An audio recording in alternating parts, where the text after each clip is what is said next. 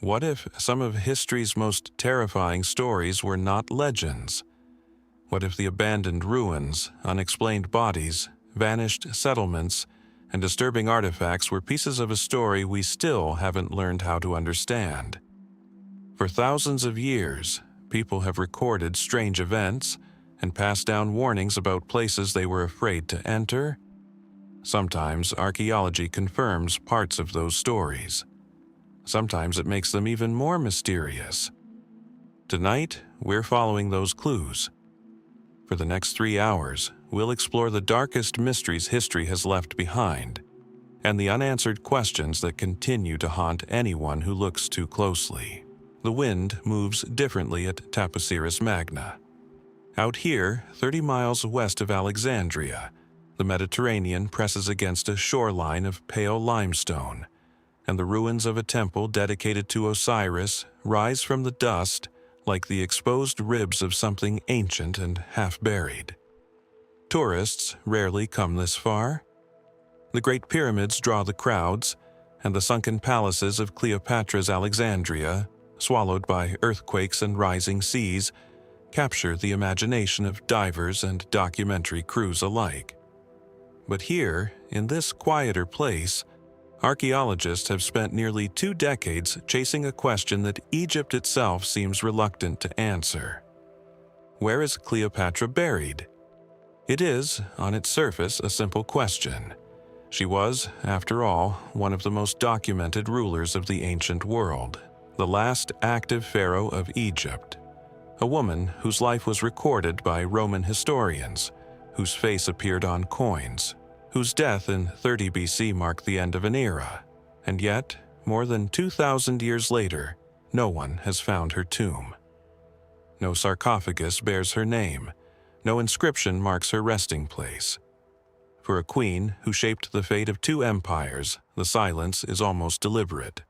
According to the Roman historian Plutarch, writing more than a century after her death, Cleopatra and Mark Antony were buried together in a tomb she herself had built near her palace in Alexandria. Antony, defeated and believing Cleopatra already dead, fell on his sword. He was carried to her, dying, and expired in her arms.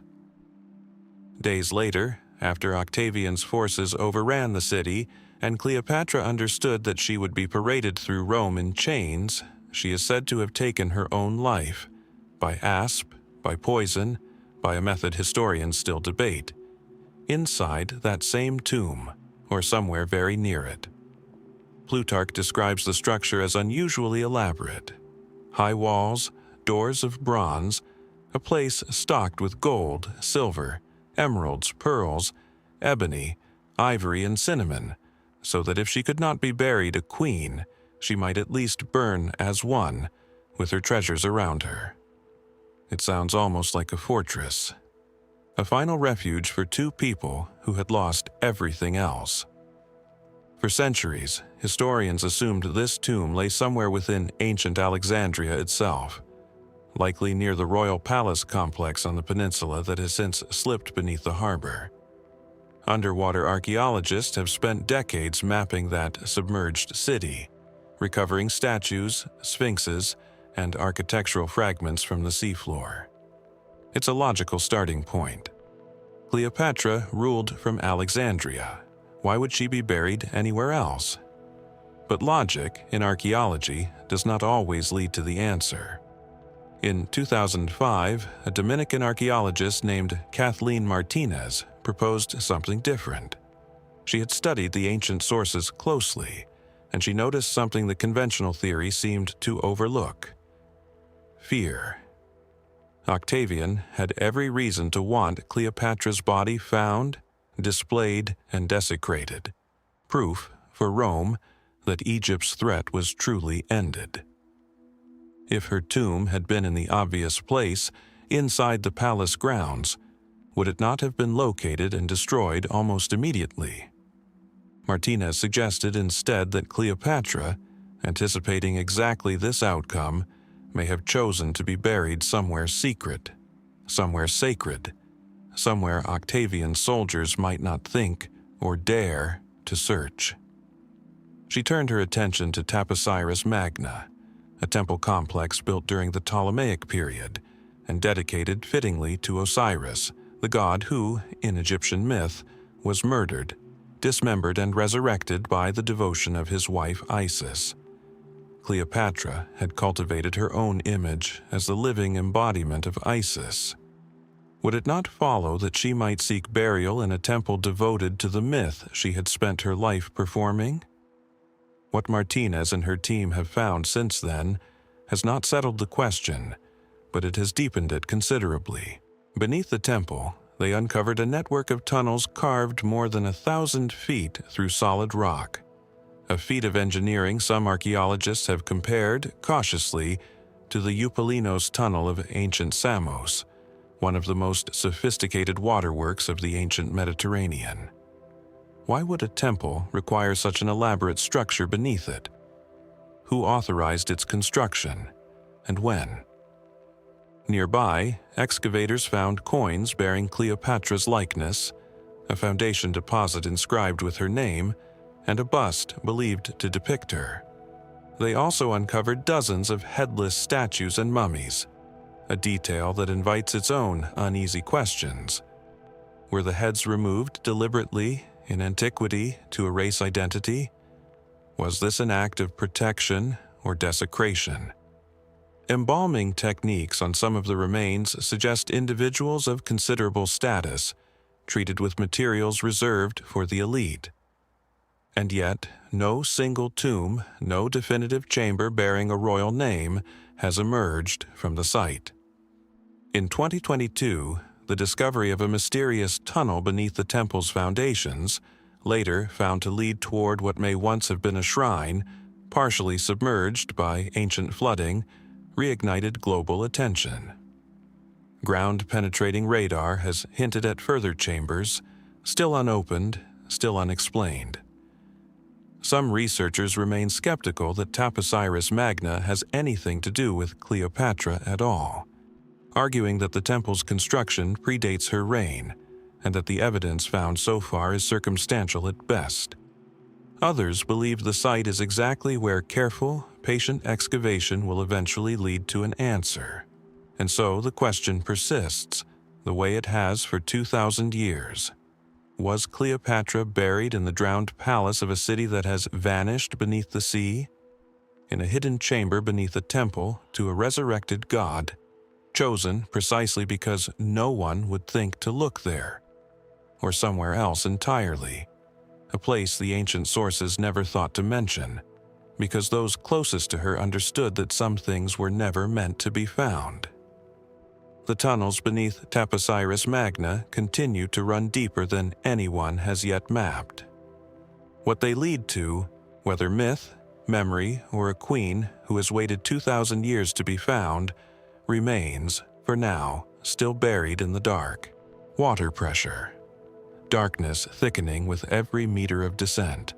The muffled scrape of a hand brushing against something that should not be there, buried in silt on the floor of the open sea.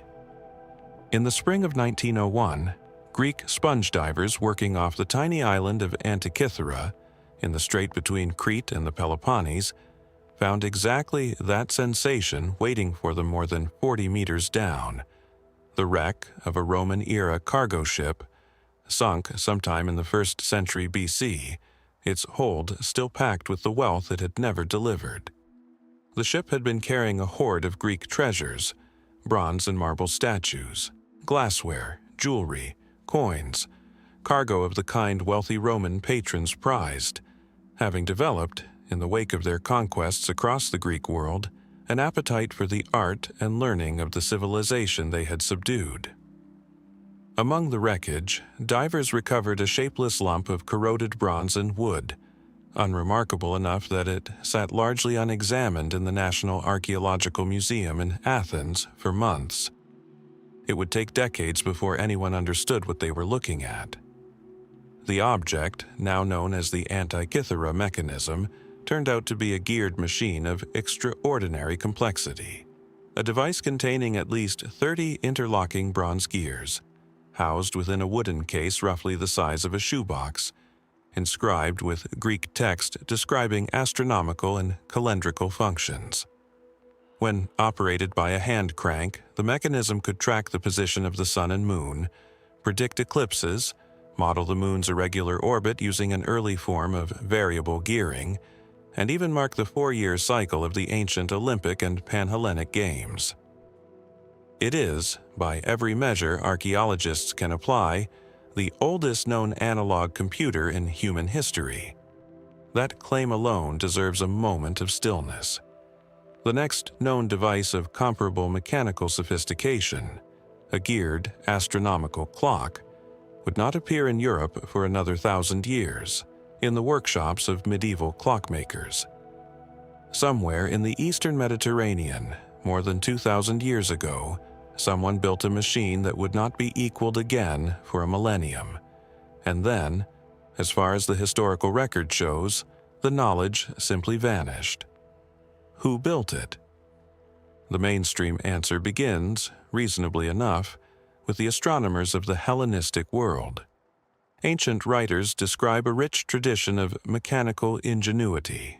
Archimedes is said to have built a planetarium-like device capable of modeling the motions of the sun, moon, and planets, a claim recorded by Cicero, who says he personally saw such an instrument brought to Rome after the fall of Syracuse in 212 BC. Some researchers have proposed a link between that tradition and the island of Rhodes, home to a renowned school of astronomy under figures like Hipparchus, whose lunar theory, accounting for the moon's uneven speed across the sky, appears to be embedded directly in the mechanism's gearing. The ship itself may have sailed from Rhodes, and inscriptions on the device suggest a connection to Corinth or one of its colonies. It is a plausible chain of reasoning, built carefully from fragments. And yet plausible is not the same as proven. No other device like it, no predecessor, no prototype, no half-finished twin, has ever been found. For a machine this sophisticated to appear complete, with no surviving evidence of the experimentation that must have preceded it, is itself a kind of anomaly. Complex technologies rarely emerge fully formed. They evolve, they fail, they leave a trail of earlier, cruder versions behind them. Where is that trail for the Antikythera mechanism? Did those earlier machines simply not survive 2,000 years underwater, or on land, or in workshops long since destroyed by fire and war? Or does the mechanism represent something more singular, the work of one exceptional mind, or a small, closed tradition of craftsmen whose methods were never widely shared, and were lost when they were? Modern research, using X-ray tomography and reflectance imaging to read inscriptions invisible to the naked eye, has only deepened the puzzle, even as it has answered old questions. Scholars have now identified references to the planets, suggesting the mechanism may have modeled the movements of Mars, Venus, Jupiter, and Saturn as well. A claim that, if fully confirmed, would place its engineering even further beyond what historians once believed the ancient world capable of. Some have pointed to its parapegma, a kind of built-in almanac marking the rising and setting of stars, as evidence that the device was meant not merely for prediction but for daily practical use. A working instrument, carried and consulted, not a museum piece even in its own time. It is here that the more speculative theories begin to surface. A minority of researchers have asked whether the mechanism represents evidence of a broader, largely undocumented tradition of ancient engineering, one that may have produced other devices, now lost, that could have influenced navigation, astronomy, or even architecture in ways historians have not yet traced. Others have wondered whether Archimedes himself, killed during the Roman siege of Syracuse just a few decades before the wreck sank, might represent not the origin of this technology but its final custodian, the last of a lineage whose full extent died with him. These ideas remain unproven, resting more on the shape of the silence around the object than on direct evidence. But the silence itself is real, and it is not easily explained away. What we are left with, in the end, is a single surviving object, corroded, fragmented, missing more than 2/3 of its original mechanism, that forces us to reconsider what we think we know about the limits of ancient science. The ship that carried it sank without record of its full manifest, its captain, or its precise origin. The mind or minds that conceived of it left no signed inscription, no workshop, no memoir explaining how such a thing came to be built. Somewhere in the wreck, still resting off Antikythera, divers continue, even now, to recover fragments, coins, statues, human bone, and occasionally, still, small pieces of corroded bronze whose purpose is not yet understood. What else might that ship have been carrying? And what does it mean that the most advanced machine of the ancient world was found not in a temple or a palace, but in the hold of a sinking cargo ship, bound for a destination we may never know? Roll the clock back some 6 decades from that ship sinking off Antikythera, to a summer far closer to shore, in a city on the opposite end of the same sea. Alexandria, August of the year 30th of BC. The city is falling. Octavian's legions have breached its defenses, and the last independent kingdom of the Hellenistic world, the dynasty founded by Alexander's general Ptolemy nearly 3 centuries earlier, is collapsing in the span of a single, suffocating summer. Somewhere within the royal quarter, in a private chamber sealed against intrusion, a 40-year-old woman is dying. She is Cleopatra VII Philopator, Queen of Egypt, the last pharaoh to rule the land of the Nile as a sovereign power, and by the time Roman soldiers break through her door, she is already gone, dressed, according to the accounts, in full royal regalia, attended by 2 loyal servants who chose to die alongside her, rather than survive to see her humiliation. How exactly did she die? The traditional answer, repeated across 2,000 years of art, literature, and film, is elegantly simple. The asp.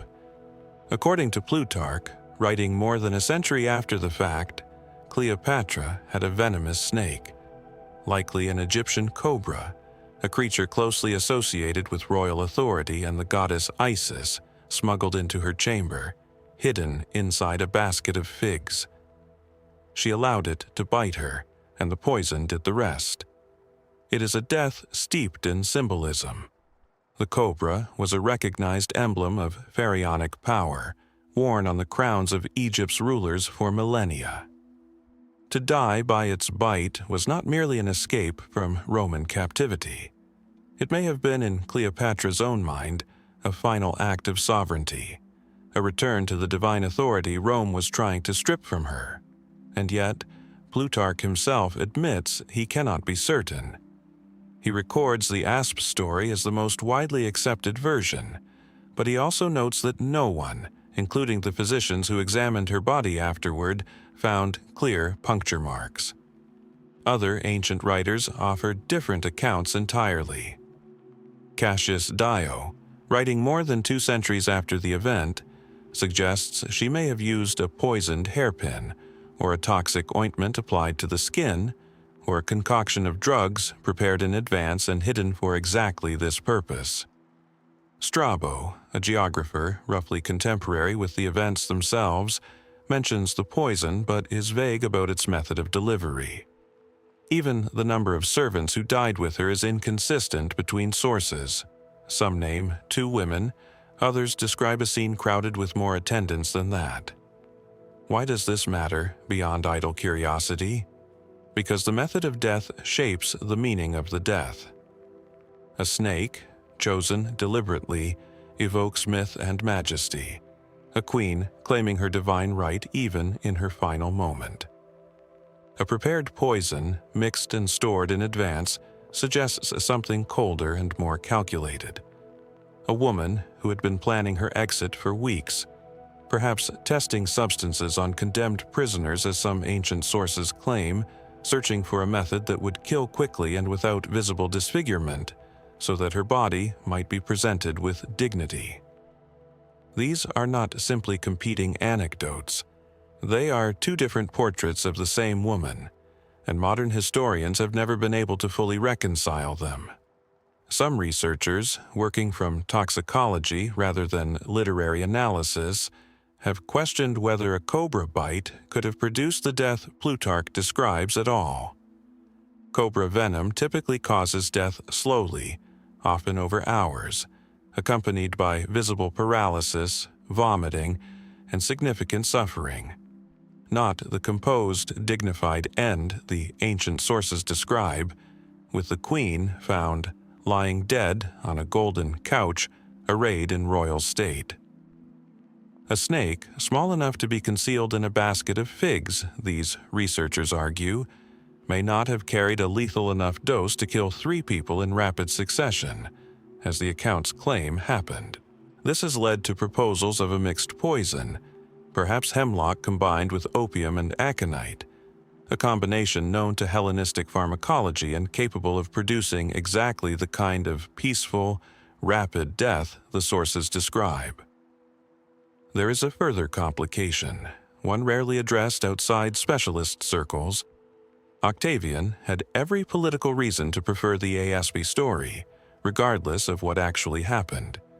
A queen undone by a snake, in an act framed as noble and self-determined, made for a far more useful narrative than a queen who had, through careful planning, denied Rome the spectacle it wanted.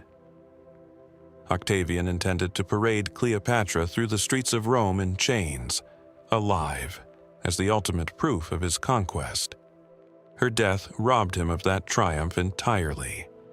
Is it possible that the specific manner of her death, mythic, self-authored, unmistakably regal, was shaped less by what actually happened in that sealed room, and more by what later writers, working under Roman patronage, needed her death to represent?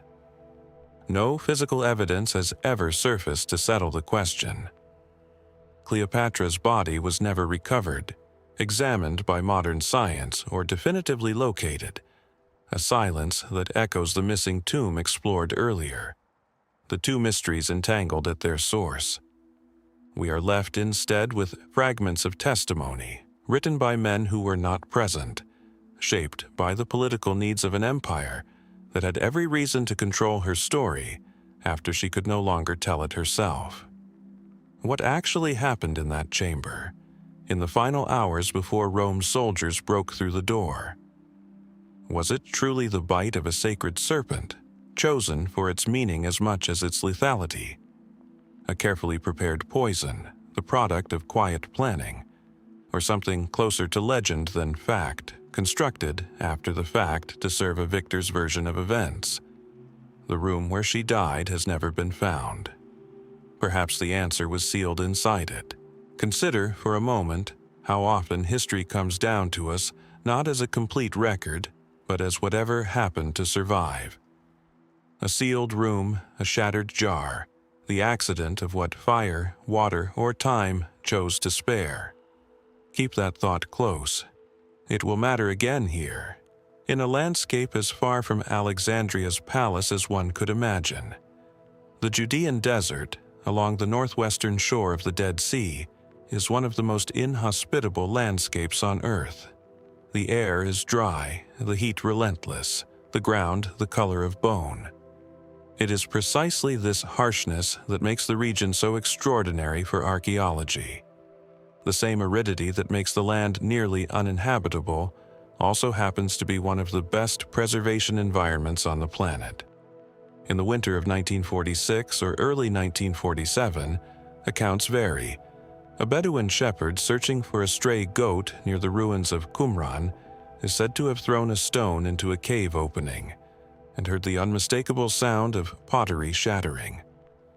What he found inside, and what archaeologists would recover from 10 additional caves over the following decade, would become one of the most significant archaeological discoveries of the 20th century, the Dead Sea Scrolls. In total, roughly 900 manuscripts, some nearly complete, most reduced to thousands of fragile fragments, emerged from those 11 caves.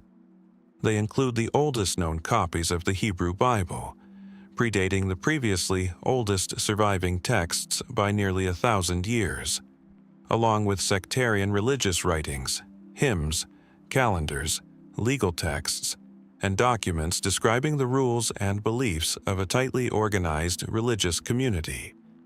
Radiocarbon dating and paleographic analysis place most of the scrolls between the 3rd century BC and the 1st century AD, meaning some of these texts were already being copied and studied while Cleopatra ruled in Alexandria, and were still being produced as Rome tightened its grip on Judea in the decades that followed. Who wrote them? The mainstream answer, developed largely in the years immediately following the discovery, points to the Essenes, a Jewish sect described by ancient writers including the historian Josephus, the philosopher Philo of Alexandria, and the Roman naturalist Pliny the Elder. Pliny specifically locates a community of Essenes near the western shore of the Dead Sea, describing them as a celibate, communal group who had, in his words, lived there for thousands of generations without any women or money, sustained instead by the company of palm trees. The ruins of Qumran itself, excavated beginning in the early 1950s, revealed what appeared to be a communal dining hall, ritual bathing pools, and what some archaeologists identified as a writing room or scriptorium. Inkwells and a low bench-like table were recovered from the site. The theory fit neatly: an ascetic religious community, living in isolation, copying and composing sacred texts, ultimately hiding their library in nearby caves as Roman legions advanced during the Jewish revolt of 66 to 70 AD. For decades, this account was treated as close to settled. But the closer scholars have examined it, the less settled it has become. The scrolls themselves are not uniform. They represent a startling diversity of handwriting styles, theological positions, and even competing versions of the same biblical texts. Inconsistencies that some scholars argue are difficult to reconcile with a single, isolated sect producing its own internal literature. Some researchers have proposed instead that the scrolls represent not one community's library, but a broader collection, gathered from multiple sources across Judea and hidden in the caves for safekeeping during the chaos of the Jewish revolt, perhaps smuggled out of Jerusalem itself, including from the temple library as Roman forces closed in. Under this theory, Qumran may have functioned less as the scroll's point of origin and more as a remote, defensible hiding place, chosen precisely because it was difficult to reach and easy to overlook. Archaeological interpretation has shifted as well. The supposed scriptorium at Qumran has been questioned by some excavators, who note that the furniture identified could just as easily belong to a dining or administrative space. Some scholars have suggested the site functioned partly as a pottery manufacturing center or a seasonal agricultural outpost, rather than the exclusively religious retreat earlier excavators described. If Qumran's identity as a scribal community is less certain than once believed, then the identity of the scroll's authors becomes less certain along with it. More speculative proposals have entered the conversation as well, treated by mainstream scholarship with varying degrees of caution. A minority of researchers have suggested a connection to the broader network of Jewish sects active during the late Second Temple period, including groups more directly connected to Jerusalem's priestly establishment than the isolated Essenes described by Pliny. Others have raised, more provocatively, the question of whether some scrolls may relate to the earliest currents of Jewish messianic and apocalyptic thought that would later intersect with nascent Christianity, a connection that remains a subject of active, often heated academic debate rather than consensus. None of these theories has displaced the Essene hypothesis entirely, but none has been fully laid to rest either. What we know for certain is this: someone or some group working in remarkable secrecy during one of the most turbulent centuries in Judean history, produced and preserved texts of extraordinary religious and historical value, then hid them so carefully that they would remain undisturbed for nearly 2,000 years. Whether that was the deliberate act of a single reclusive community, or the desperate final effort of a wider culture trying to save its most sacred writings from destruction, is a question the jars themselves have never answered. 10 caves have been excavated. Scholars continue to debate whether others remain undiscovered, hidden somewhere in those same cliffs, still sealed, still waiting for the next stone to be thrown. A question kept surfacing in that desert cave system. What happens to a record when the people who made it have every reason to keep it hidden, or when the world around them has every reason to erase it? That same question, it turns out, does not belong only to scrolls and scribes. It belongs just as easily to a battlefield. Southern Italy, spring of 73 BC. Somewhere near Capua, a city built on the wealth of gladiatorial games, roughly 70 men broke out of a training school armed with little more than kitchen knives and cooking spits. Their leader was a Thracian named Spartacus, a man about whom remarkably little is known with certainty. Ancient sources disagree even on the basic facts of his origin. Plutarch describes him as a Thracian of nomadic stock, a man of unusual intelligence and moderation, more Greek in temperament, he writes, than one would expect of his people. Appian claims he had once served as a soldier in the Roman army before being captured, enslaved, and sold into gladiatorial training. Neither account can be fully verified. What both agree on is what happened next. Those 70 escaped slaves grew, over roughly 2 years, into an army that some ancient estimates place at well over 100,000 people, defeating multiple Roman forces sent to crush them, and throwing the Republic itself into a state of genuine alarm. The revolt ended, as Rome insisted such things must end, in overwhelming force. In the spring of 71 BC, the Roman general Marcus Licinius Crassus cornered the remnants of Spartacus's army in the region of Lucania, in southern Italy. The battle that followed was decisive and brutal.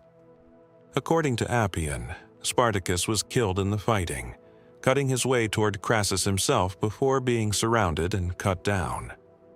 Plutarch adds a detail that has echoed through art and film ever since, that Spartacus's body was never identified among the dead.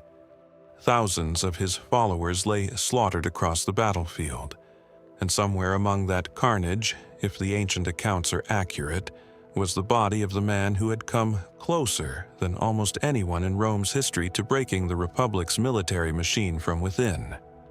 And no one could say with any certainty which corpse was his. Where, then, is he buried? The honest answer is that no one knows. Unlike Cleopatra, whose death was witnessed and recorded by attendants who lived to describe it, Spartacus vanished into the anonymous scale of a battlefield, and Rome had little incentive to search carefully for the remains of a man it wanted the world to forget, not memorialize. The 6,000 surviving rebels captured after the battle were crucified along the Appian Way, the road connecting Rome to Capua. Their bodies left displayed for months as a warning to anyone who might consider following Spartacus's example.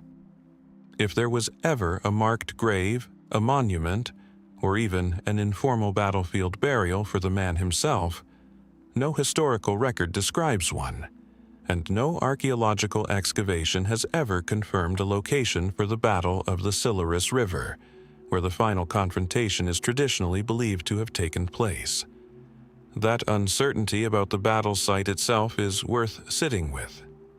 Ancient historians place the final engagement somewhere in Lucania, in the valley of a river most scholars identify as the modern Sele, or one of its tributaries, but the exact location has never been pinpointed with the confidence archaeologists have brought to other ancient battle sites. No mass grave matching the scale of the described casualties. Accounts suggest well over 10,000 rebels died in the final battle alone, has been definitively located and confirmed. For a conflict this consequential, one that Roman writers themselves treated as a genuine crisis of the state, the physical absence of the battlefield's dead is striking. Some historians have proposed that the site may simply have been lost to 2,000 years of agricultural use, river course changes, and the slow erasure that time brings to unmarked ground, an explanation grounded in ordinary archaeological reality rather than mystery.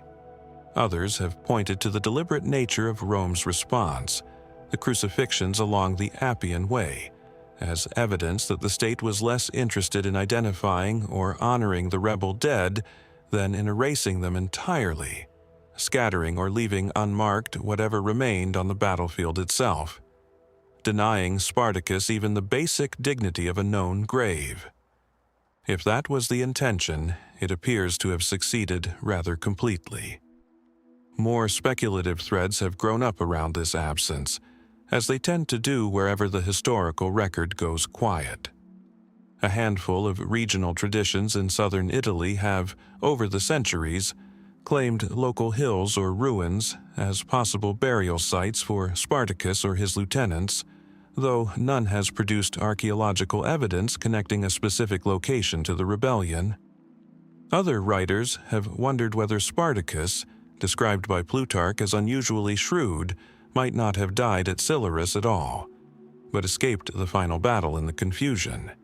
His death on the battlefield a convenient fiction, either for Roman authorities eager to close the matter, or for a man who understood better than most what capture by Rome would mean. There is no solid evidence to support this idea, but the lack of a confirmed body has left just enough room for the question to persist. What remains, in the end, is a name that outlived the man attached to it by a very wide margin, invoked by later rebels, revolutionaries, and storytellers across 2,000 years, while the physical trace of Spartacus himself, the ground where he may have fallen, the bones that may or may not have been his among thousands of indistinguishable dead, has never been found. Perhaps it lies still beneath a quiet stretch of Lucanian farmland, unmarked and unrecognized. Or perhaps, as Plutarch's account half suggests, there was simply nothing left to identify at all. Bones, unmarked and unrecognized, somewhere beneath a quiet stretch of Lucanian farmland. That was where the last chapter left us. But a body does not simply vanish the moment it stops being identifiable. Somewhere between the collapse of that battlefield and the silence of the historical record, something happened to what remained of Spartacus. The question is what? To understand why this matters, it helps to remember what Roman authorities typically did with the bodies of defeated enemies, particularly those who had led revolts against the state. Public display was not incidental to Roman practice. It was central to it. The 6,000 rebels captured alive after the final battle were crucified along the entire length of the Appian Way, stretching roughly from Capua to Rome itself, their bodies left hanging for months as a deliberate, highly visible warning. This was not punishment carried out quietly. It was theater, meant to be seen by every traveler on one of the empire's busiest roads. Given how thoroughly Rome documented and displayed the fate of Spartacus's followers, the complete absence of any comparable account for Spartacus himself is, on its own terms, unusual. If his body had been identified on the battlefield, would Rome not have wanted to display it? A defeated slave general, publicly exhibited, or even crucified alongside his followers, would have made an even more powerful statement than the 6,000 anonymous rebels lining the road to the capital. It would have offered definitive proof to a nervous Roman public that had watched this uprising nearly overwhelm the Republic's armies, that the threat was truly over. And yet no ancient source describes any such display. No writer claims to have seen Spartacus's head sent to Rome, a common practice for defeated enemy leaders in this period, nor his body paraded, nor his remains disposed of in any specific recorded way. Plutarch's account is almost startling in its brevity on this exact point. Spartacus was killed in the fighting, and his body was never found among the dead. This has led historians to consider a range of explanations, beginning with the most mundane. Ancient battlefields, particularly those involving tens of thousands of casualties, were chaotic beyond what modern readers often appreciate. Bodies were stripped of armor and valuables by scavengers, both from the winning and losing sides, within hours of a battle's end. Identifying features could be destroyed by the fighting itself, by wild animals, or simply by the sheer number of corpses requiring disposal before disease became a concern. It is entirely plausible that Spartacus's body was there, among the dead, and simply could not be distinguished from the thousands of other fallen rebels around him. A mundane, almost anticlimactic explanation for one of history's more enduring mysteries. But some details resist easy dismissal. Roman commanders, including Crassus, had strong personal incentives to produce definitive proof of Spartacus's death. Crassus's political rival, Pompey, arrived in Italy shortly after the final battle, and would go on to claim credit for finishing off the remnants of the rebellion, a claim that infuriated Crassus and fed a rivalry that shaped Roman politics for years afterward. In a political climate this competitive, why would Crassus not have made every effort to recover, identify, and publicly display the body of the man he had defeated, if only to secure his own claim to having ended the war decisively? The absence of any such effort, or at least any recorded effort, is difficult to fully explain through chaos alone. This gap in the record has invited a range of theories, most treated cautiously even by scholars willing to entertain them. One line of thinking suggests that Spartacus's remains may have been deliberately left unidentified and undisplayed, precisely because Roman authorities preferred a narrative in which the rebellion simply ended, rather than one that risked turning its leader into a martyr with an identifiable grave or relic that sympathizers might venerate. Denying him a body, under this theory, was itself a form of erasure, a decision to let the man disappear entirely rather than risk giving his memory a physical anchor. A more speculative strand of thought, occupying the fringes of Spartacus scholarship rather than its center, has questioned whether Spartacus definitively died at the Silarus at all. Ancient accounts of his final moments vary somewhat in detail, and the chaos of the battle's end has left just enough ambiguity for some writers to wonder whether he might have escaped in the confusion, his death recorded by Roman sources eager to close the matter definitively. There is no credible evidence supporting an escape, and mainstream historians treat this idea with significant skepticism. But it persists, in part because the alternative, an unmarked, unrecovered body somewhere on an ancient battlefield, offers so little for certainty to hold on to. What we are ultimately confronted with is not a mystery of exotic circumstances, but one of absence. The absence of a Roman victory narrative that should, by every precedent of the period, have included a clearly identified and displayed enemy corpse, and did not. Whether that absence reflects nothing more than the chaotic reality of ancient warfare, or something closer to a deliberate choice to deny a rebel leader even the dignity of a known fate, remains an open question 2,000 years on. Somewhere in the soil of southern Italy, if the ancient accounts are to be trusted at all, the bones of tens of thousands of rebels still lie beneath fields that have been plowed and replanted for 2 millennia. Among them, perhaps, are the bones of the man who came closer than almost anyone else in Roman history to bringing the Republic to its knees. No inscription marks the spot. No relic survives to bear his name. What, if anything, might still lie there, waiting to be found? And would we even recognize it if it were? Across the same sea that carried Spartacus's rebellion into legend, south and west along the North African coast, another empire had already met its end in fire. a city whose destruction was so complete that Rome, its conqueror, is said to have salted the earth beneath it, determined that nothing would ever grow there again. Carthage, in what is now Tunisia, was once among the wealthiest and most powerful cities in the ancient Mediterranean, a maritime empire founded, according to tradition, by Phoenician settlers from Tyre around 814 BC, and led in legend by the Queen Dido, whose story would later be immortalized by the Roman poet Virgil. By the 3rd century BC, Carthage had grown into Rome's most formidable rival, a trading power controlling routes across the western Mediterranean, commanding a navy and mercenary armies that included, most famously, the general Hannibal Barca, who marched war elephants across the Alps in an audacious campaign against Rome itself during the Second Punic War. For more than a century, Carthage and Rome fought a series of conflicts historians call the Punic Wars, struggles so consequential that they would determine which civilization shaped the future of the Mediterranean world. Carthage lost.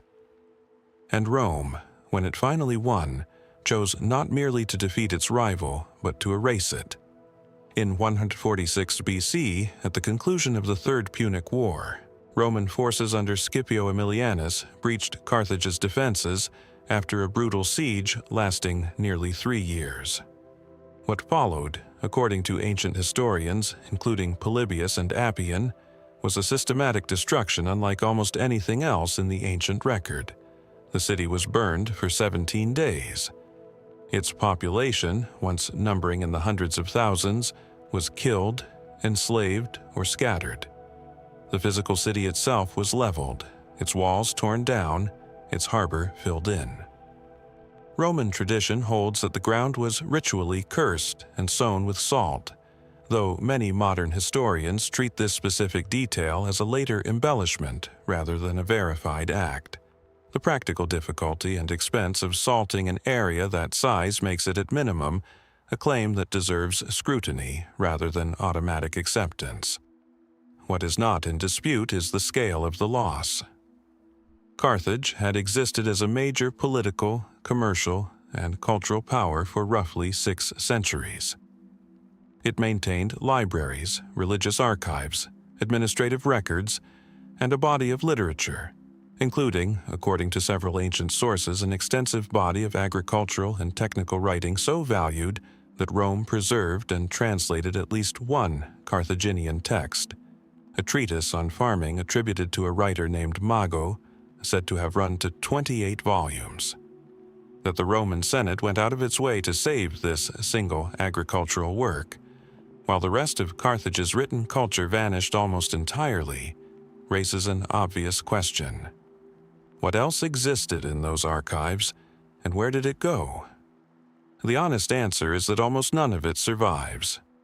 Carthaginian religious texts, historical records, and literary works, if they existed in any comparable volume to Rome's own surviving literature, were lost in the destruction of 146 BC, almost in their entirety.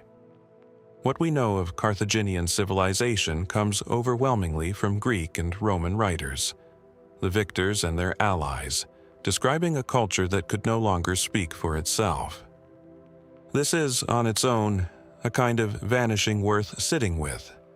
An empire that rivaled Rome for control of the Mediterranean, reduced almost entirely to the perspective of the people who destroyed it.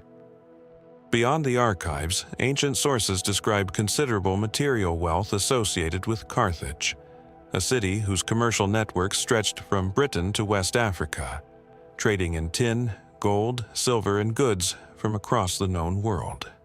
Where did that wealth go in the chaos of the final siege? Roman accounts describe extensive looting during the sack, and some of that wealth undoubtedly flowed into Roman coffers, displayed in triumphal processions or melted down entirely, its original form lost. But ancient historians also describe desperate efforts by Carthaginian citizens, in the final months of the siege, to conceal valuables rather than surrender them to a conqueror they knew intended their total destruction. Whether any of it was successfully hidden and whether any such caches might still exist beneath the modern city of Tunis or in the surrounding countryside remains an open question that has drawn treasure hunters and, more seriously, archaeologists to the region for over a century. Modern excavation has recovered a great deal from Carthage's ruins, the remains of the Byrsa hill citadel, sections of the ancient harbor, the Tophet, a sacred precinct whose exact religious function remains itself a subject of significant scholarly debate, with some researchers questioning long-held assumptions about child sacrifice that earlier generations of archaeologists took largely for granted. But archaeologists working the site consistently note how much of ancient Carthage remains unexcavated or lost entirely beneath the modern city that grew atop its ruins under Roman, and later Arab rule. Ground-penetrating surveys and occasional construction discoveries continue to reveal fragments of the ancient city that had gone entirely unrecorded, hints of what still lies beneath streets and buildings that have occupied the site for 2,000 years. What, then, remains hidden beneath modern Tunis, beneath a city built and rebuilt across the wreckage of the one Rome tried so thoroughly to erase? Are there archives still sealed somewhere beneath the accumulated layers of later construction, holding the voice of a civilization we know almost exclusively through its enemies? Or did the fires of 146 BC succeed as completely as Rome intended, leaving nothing behind but the silence of a people who left the writing of their own history to the empire that destroyed them, wealth on the move, hidden or lost in the chaos of a falling empire? That was the question Carthage left behind. It resurfaces here in a different form, not a city trying to conceal its treasure from a conqueror, but a single ship laden with riches, whose destination and purpose were never recorded anywhere that has survived. We have already met this vessel once, in the story of the strange bronze device recovered from its hold. But the Antikythera mechanism was only one object among a substantial and eclectic cargo, and the ship that carried it raises a separate mystery entirely, one that has occupied maritime archaeologists for over a century. Where was this vessel going? Who owned what it carried? And why was it sailing that particular stretch of open water when it went down? The wreck itself, resting more than 40 meters below the surface off the small island of Antikythera, has been dated by the pottery and other datable materials recovered from it to sometime in the mid-1st century BC, likely between 70 and 60 BC, though the precise year remains debated. What is clear is the sheer scale and value of what the ship was carrying. Alongside the mechanism, divers and later archaeological expeditions recovered bronze and marble statues of exceptional quality, some depicting mythological and athletic figures in a style associated with renowned Greek sculptural traditions, glassware, jewelry, furniture fittings, and a substantial hoard of coins that has helped researchers narrow the window of the ship's final voyage. This was not a modest trading vessel. Estimates of the ship's size, based on surviving hull remains and the volume of cargo recovered, suggest a large merchant vessel, likely over 40 meters in length, among the largest known cargo ships of the ancient Mediterranean world. The conventional explanation for a cargo like this is straightforward enough on its surface. Rome, in the decades following its conquest of Greece and the sack of Corinth in 146 BC, the same year, coincidentally, that Carthage met its own destruction at Roman hands, developed an enormous appetite for Greek art. Wealthy Roman patrons competed to fill their villas with statuary and luxury goods looted, purchased, or commissioned from the Greek world, and a thriving trade grew up to supply that demand. Under this reading, the Antikythera ship was simply one vessel among many, transporting art and luxury goods from the eastern Mediterranean to buyers in Italy, sunk by a storm or navigational misfortune somewhere along a well-traveled trade route between the Aegean and the Adriatic. But several details resist a simple explanation. The mixture of the cargo itself is unusual. fine art alongside a scientific instrument of extraordinary sophistication, a device seemingly built for an individual with serious astronomical training, rather than as a decorative object, sits somewhat awkwardly within a straightforward art trading narrative. Who would commission or purchase both a collection of museum-quality Greek sculpture and a working astronomical computer for the same voyage? Was the mechanism itself perhaps intended less as cargo and more as personal property, an instrument belonging to a scholar or wealthy patron who happened to be traveling aboard the ship, rather than an item being sold or delivered? If so, who was this individual, one sophisticated enough to own and likely understand a device whose complexity would not be matched again for 1,000 years? And why does no source hint at their identity or fate?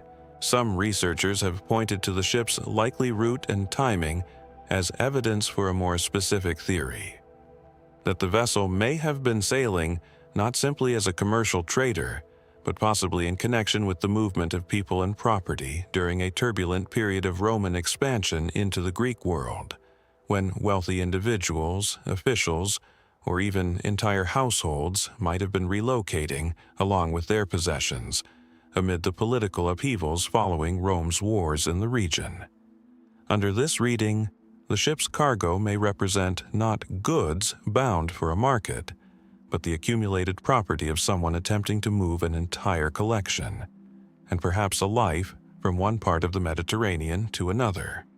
This remains speculative, resting on inference from the cargo's character rather than direct documentary evidence, and mainstream maritime historians continue to debate how much weight it deserves. No manifest survives. No inscription names the ship, its captain, or its owner. The coins recovered offer a window into when the ship sank, but not why it was where it was, or whom the cargo ultimately belonged to.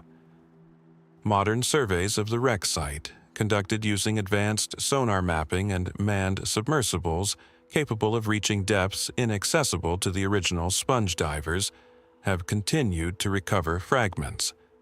More statue pieces, human skeletal remains, and objects whose function is still being assessed, suggesting that significant portions of the wreck, and whatever answers it might hold, remain unexcavated even now, more than a century after its initial discovery.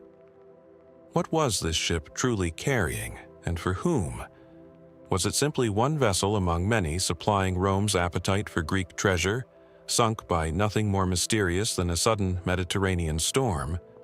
Or was it something more particular, the property, and perhaps the final voyage, of someone whose name and purpose the sea has kept for over 2,000 years, and may yet be willing, slowly, fragment by fragment, to give back? We have already spent time with Cleopatra twice in this exploration, once searching for the tomb she may never have reached, once examining the disputed circumstances of her final hours. There is a third thread in her story, one that rarely receives the same attention, and it does not end in a sealed chamber at all. It ends, if it ends anywhere we can point to, somewhere on a road heading south, out of a city already lost. His name was Ptolemy 15th Caesar, though history remembers him by the name the Alexandrians gave him almost immediately: Caesarion, Little Caesar. He was born in 47 BC, the son of Cleopatra, and, according to Cleopatra herself and much of Alexandria, the Roman dictator Julius Caesar, a claim Caesar never formally acknowledged in Rome, where his will instead named his grandnephew Octavian as heir, a decision that would carry consequences far beyond a simple matter of inheritance. By the time of his mother's death in 30 BC, Caesarion was 17 years old, and for a brief, precarious period, he held the title of co-ruler of Egypt alongside her, the last king in a dynasty that had governed the Nile since the death of Alexander the Great nearly 3 centuries earlier. His position was, from the moment of his birth, a direct threat to Octavian. If Caesarion truly was Julius Caesar's biological son, He represented a rival claim to the very legacy Octavian had built his entire political identity upon, the adopted heir standing against the natural one.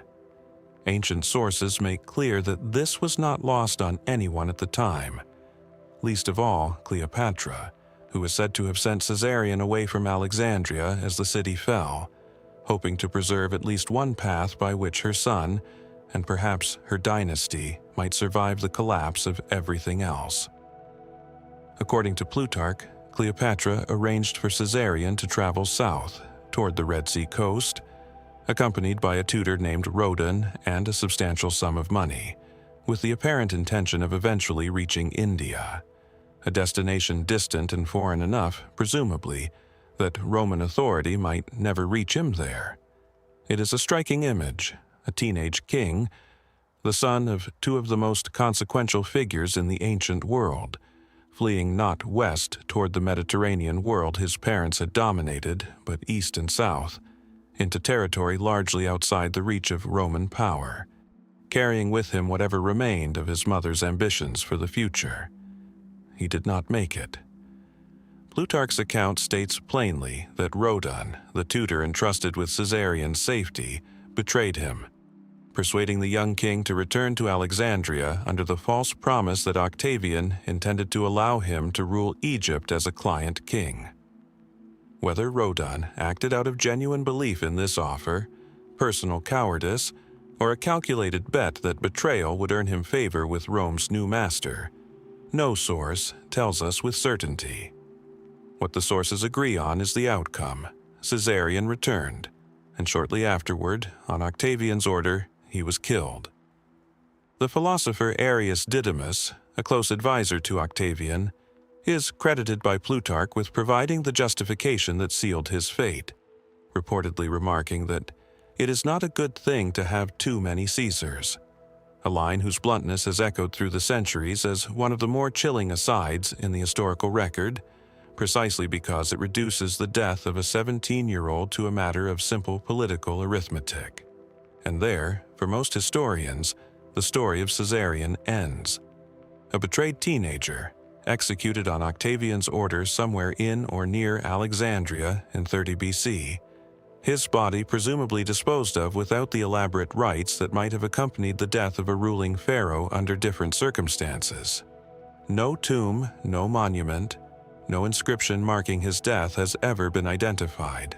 For a boy who had briefly held the title of king, the historical silence surrounding the actual circumstances and location of his execution is considerable. That silence has left room for questions the mainstream account does not fully resolve. Where, precisely, was Caesarion killed? In Alexandria itself, or somewhere along the route south, before he ever reached the city again? What became of his body afterward? And why does no source describe a burial, however modest? Given how carefully later Roman writers tracked and recorded the fates of other threats to Octavian's power, the comparative vagueness surrounding Caesarion's final days stands out. A small number of historians have gone further, questioning whether the official account of Caesarion's death can be fully trusted at all. Ancient political narratives were not neutral records. They were shaped, often heavily, by the needs of the regime that survived to write them. Octavian had every incentive to ensure that Caesarion's death was reported as swift, final, and uncontested. Any lingering uncertainty about the fate of Julius Caesar's biological son would have represented an ongoing vulnerability to his own legitimacy as Caesar's rightful heir. Some researchers have asked, cautiously, whether this incentive might have shaped how, or even whether, Caesarion's death was genuinely confirmed at the time, rather than simply declared. This remains a minority position, resting more on the political logic of the moment than on any surviving contrary evidence, and it has not displaced the conventional account among most historians of the period. There is also the matter of what, if anything, Caesarion carried with him on that final journey south. The money Plutarch mentions, and potentially other portable wealth or symbols of his lineage that Cleopatra may have entrusted to him, as insurance against exactly the collapse that was unfolding around them. If Caesarion never reached his intended destination, what became of that inheritance? Did it return to Alexandria with him, to be absorbed into the treasury Octavian would soon claim as the spoils of Egypt's conquest? Or does some trace of it remain unaccounted for, somewhere along a route through the eastern desert that modern archaeology has only partially studied?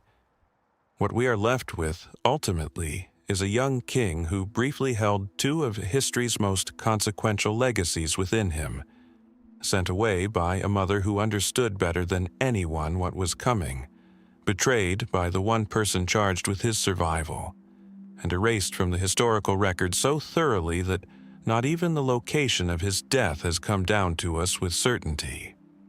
Did the line of Julius Caesar and Cleopatra truly end on that road south of Alexandria? Or does some fragment of that story remain, still, somewhere between the Nile and the Red Sea, waiting to be uncovered? Nearly a century before Caesarion fled south along the Nile, another royal house, once the largest of Alexander the Great's successor kingdoms, was already unraveling on the far side of the eastern Mediterranean, its wealth accumulated over generations, its collapse far slower and far less documented than the fall of Egypt would later be. The Seleucid Empire, at its height in the late 4th and early 3rd centuries BC, stretched from Asia Minor to the borders of India, the largest single fragment carved from Alexander's conquests by his general Seleucus of Nicator. Its capital cities, Antioch on the Orontes, Seleucia on the Tigris, and others, grew into some of the wealthiest urban centers of the ancient world, drawing on tribute, trade routes connecting the Mediterranean to Central Asia and beyond, and the accumulated treasuries of the Persian and Babylonian territories the Seleucids had inherited. Ancient sources describe royal wealth on a scale difficult to fully verify, but consistently staggering in scope. Treasuries filled with gold and silver, temple donations, ceremonial objects, and the kind of portable royal wealth that Hellenistic kings used to fund armies, buy alliances, and project the kind of magnificence expected of a successor to Alexander himself.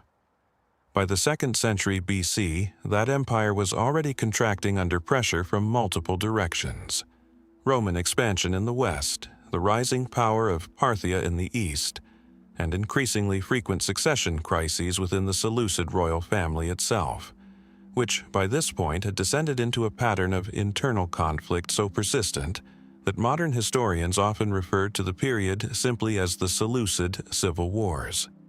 Multiple claimants to the throne, frequently backed by rival factions or foreign powers, fought one another across decades, and each new claimant needed resources: armies to be paid, allies to be bought, cities to be secured. The royal treasury, wherever it was held at any given moment, became less a symbol of stability and more a resource to be seized, moved, or hidden by whichever branch of the family currently held it. This is where the historical record begins to blur. Ancient historians, including Livy, Polybius, and later Josephus and Appian, record repeated instances of Seleucid treasuries being looted, transported, or deliberately concealed during this period of internal collapse. One of the more striking episodes involves the temple treasury at Elymais, in what is now western Iran, which the Seleucid king Antiochus III reportedly attempted to plunder in 187 BC to replenish funds after his costly wars with Rome, an attempt that ended in his death, according to several ancient accounts, at the hands of local inhabitants defending the temple's wealth. A similar fate is recorded for his son, Antiochus IV, decades later, who died during or shortly after a comparable attempt to seize temple treasures in the same region. That two Seleucid kings a generation apart met their ends in connection with the same reported source of concealed wealth is, at minimum, a striking pattern. One ancient writers themselves seem to have found notable enough to record twice. What happened to the wealth these kings were chasing? The temple treasuries of Elymais are described by ancient sources in terms suggesting accumulated riches built up over a very long period, potentially incorporating older Persian and Babylonian temple wealth predating the Seleucids entirely. If these treasuries were never fully seized by the Seleucid kings who tried and failed to claim them, and were not later recovered by Parthian forces, who eventually absorbed the region as Seleucid power collapsed further east, then their ultimate fate is genuinely unclear. Modern archaeological work in western Iran has been limited by regional access and preservation challenges, and no excavation has definitively located or confirmed the treasury described in the ancient sources. Beyond Elymais, the broader question of what became of the Seleucid state treasury, as the dynasty finally collapsed in the 1st century BC, is its own puzzle. Unlike Egypt, where Cleopatra's death and Rome's absorption of the kingdom created a single, documented transfer of wealth into Roman hands, the Seleucid collapse was messier and more prolonged, ending not in one decisive conquest but in a slow disintegration as rival claimants lost control of territory piece by piece to Parthia in the east and to Rome under Pompey in the west. Pompey formally annexed the remaining Seleucid territory as the Roman province of Syria in 64 BC, but by that point the dynasty's central authority and whatever wealth it still controlled had already fragmented across decades of civil war. There was no single moment of capture equivalent to Octavian's seizure of Cleopatra's treasury, no clear accounting of what remained or where it had gone by the time Rome's authority was finally established. This has left historians to reconstruct the fate of Seleucid wealth largely through indirect evidence, coin hoards, scattered references in later sources, and the occasional archaeological find that hints at wealth moved, buried, or redistributed during the empire's final decades. Some numismatists have pointed to unusual concentrations of late Seleucid coinage, found far from traditional Seleucid territory, as possible evidence of wealth being deliberately relocated by claimants seeking safety or leverage during the civil wars. Though interpreting these coin distributions with confidence remains genuinely difficult, and mainstream scholarship treats such conclusions cautiously. More speculative threads, as with other mysteries of this kind, have grown up around the gaps in the record.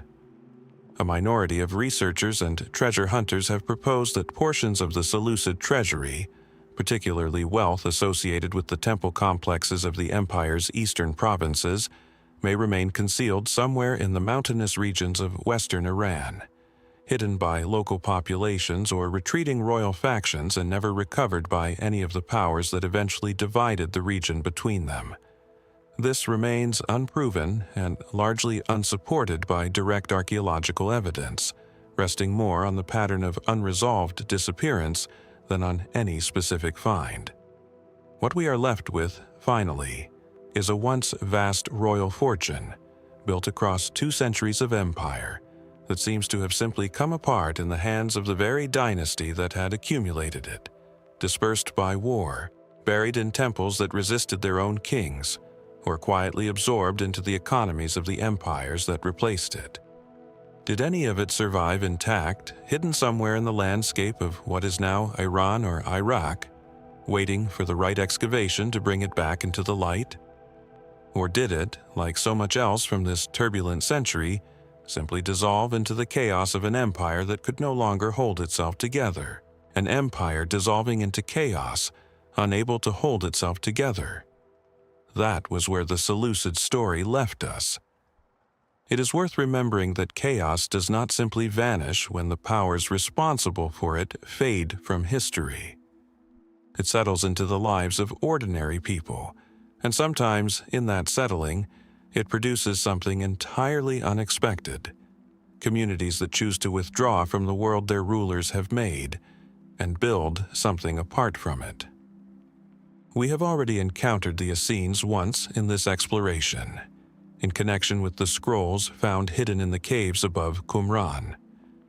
But the question of who the Essenes actually were, where they came from, what drove them to form as a distinct movement in the first place, is a mystery in its own right, largely separate from the debate over which scrolls they may or may not have authored. It is a question about origins, not authorship, and the ancient sources that describe the Essenes raise nearly as many puzzles as they resolve. The three principal ancient writers who describe the Essenes in detail, the Jewish historian Josephus, the philosopher Philo of Alexandria, and the Roman naturalist Pliny the Elder, each present a group with a strikingly distinct identity. Josephus, who claims in his own writings to have personally studied among the Essenes as a young man before ultimately choosing a different path, describes them as one of three major Jewish philosophical schools of his era, alongside the Pharisees and Sadducees, but set apart by an unusually disciplined communal life. Shared property, rigorous daily ritual purification, strict hierarchies of seniority, and, according to most ancient accounts, celibacy, a practice highly unusual within the broader Jewish tradition of the period, which generally placed strong emphasis on marriage and family. Philo describes a similar picture, praising the Essenes' communal ethics and their rejection of wealth, slavery, and, notably, animal sacrifice, which they are said to have replaced with alternative forms of purification and devotion. Pliny, writing from a Roman naturalist's more detached perspective, locates a community of Essenes on the western shore of the Dead Sea, and remarks, with evident fascination, that they had sustained themselves for thousands of generations without any women at all, relying instead, in his words, on new members who arrived weary of the world outside. That detail, more than any other, hints at the deeper mystery beneath the Essenes' origins. Where did this movement actually begin, and why? The most widely accepted mainstream theory traces Essene origins to the turbulent religious and political environment of Judea in the 2nd century BC, during the period following the Maccabean revolt against Seleucid rule, the same collapsing empire whose treasuries and civil wars have already occupied our attention. As the Hasmonean dynasty consolidated power in Judea following that revolt, it also absorbed the office of high priest into its own royal line, a move that many scholars believe alienated more traditionalist and priestly factions within Jewish society, who viewed the Hasmonean high priesthood as illegitimate. Some historians propose that the Essenes emerged directly from this rupture, as a breakaway priestly faction that rejected the Jerusalem temple establishment under Hasmonean control and sought religious purity through withdrawal rather than confrontation.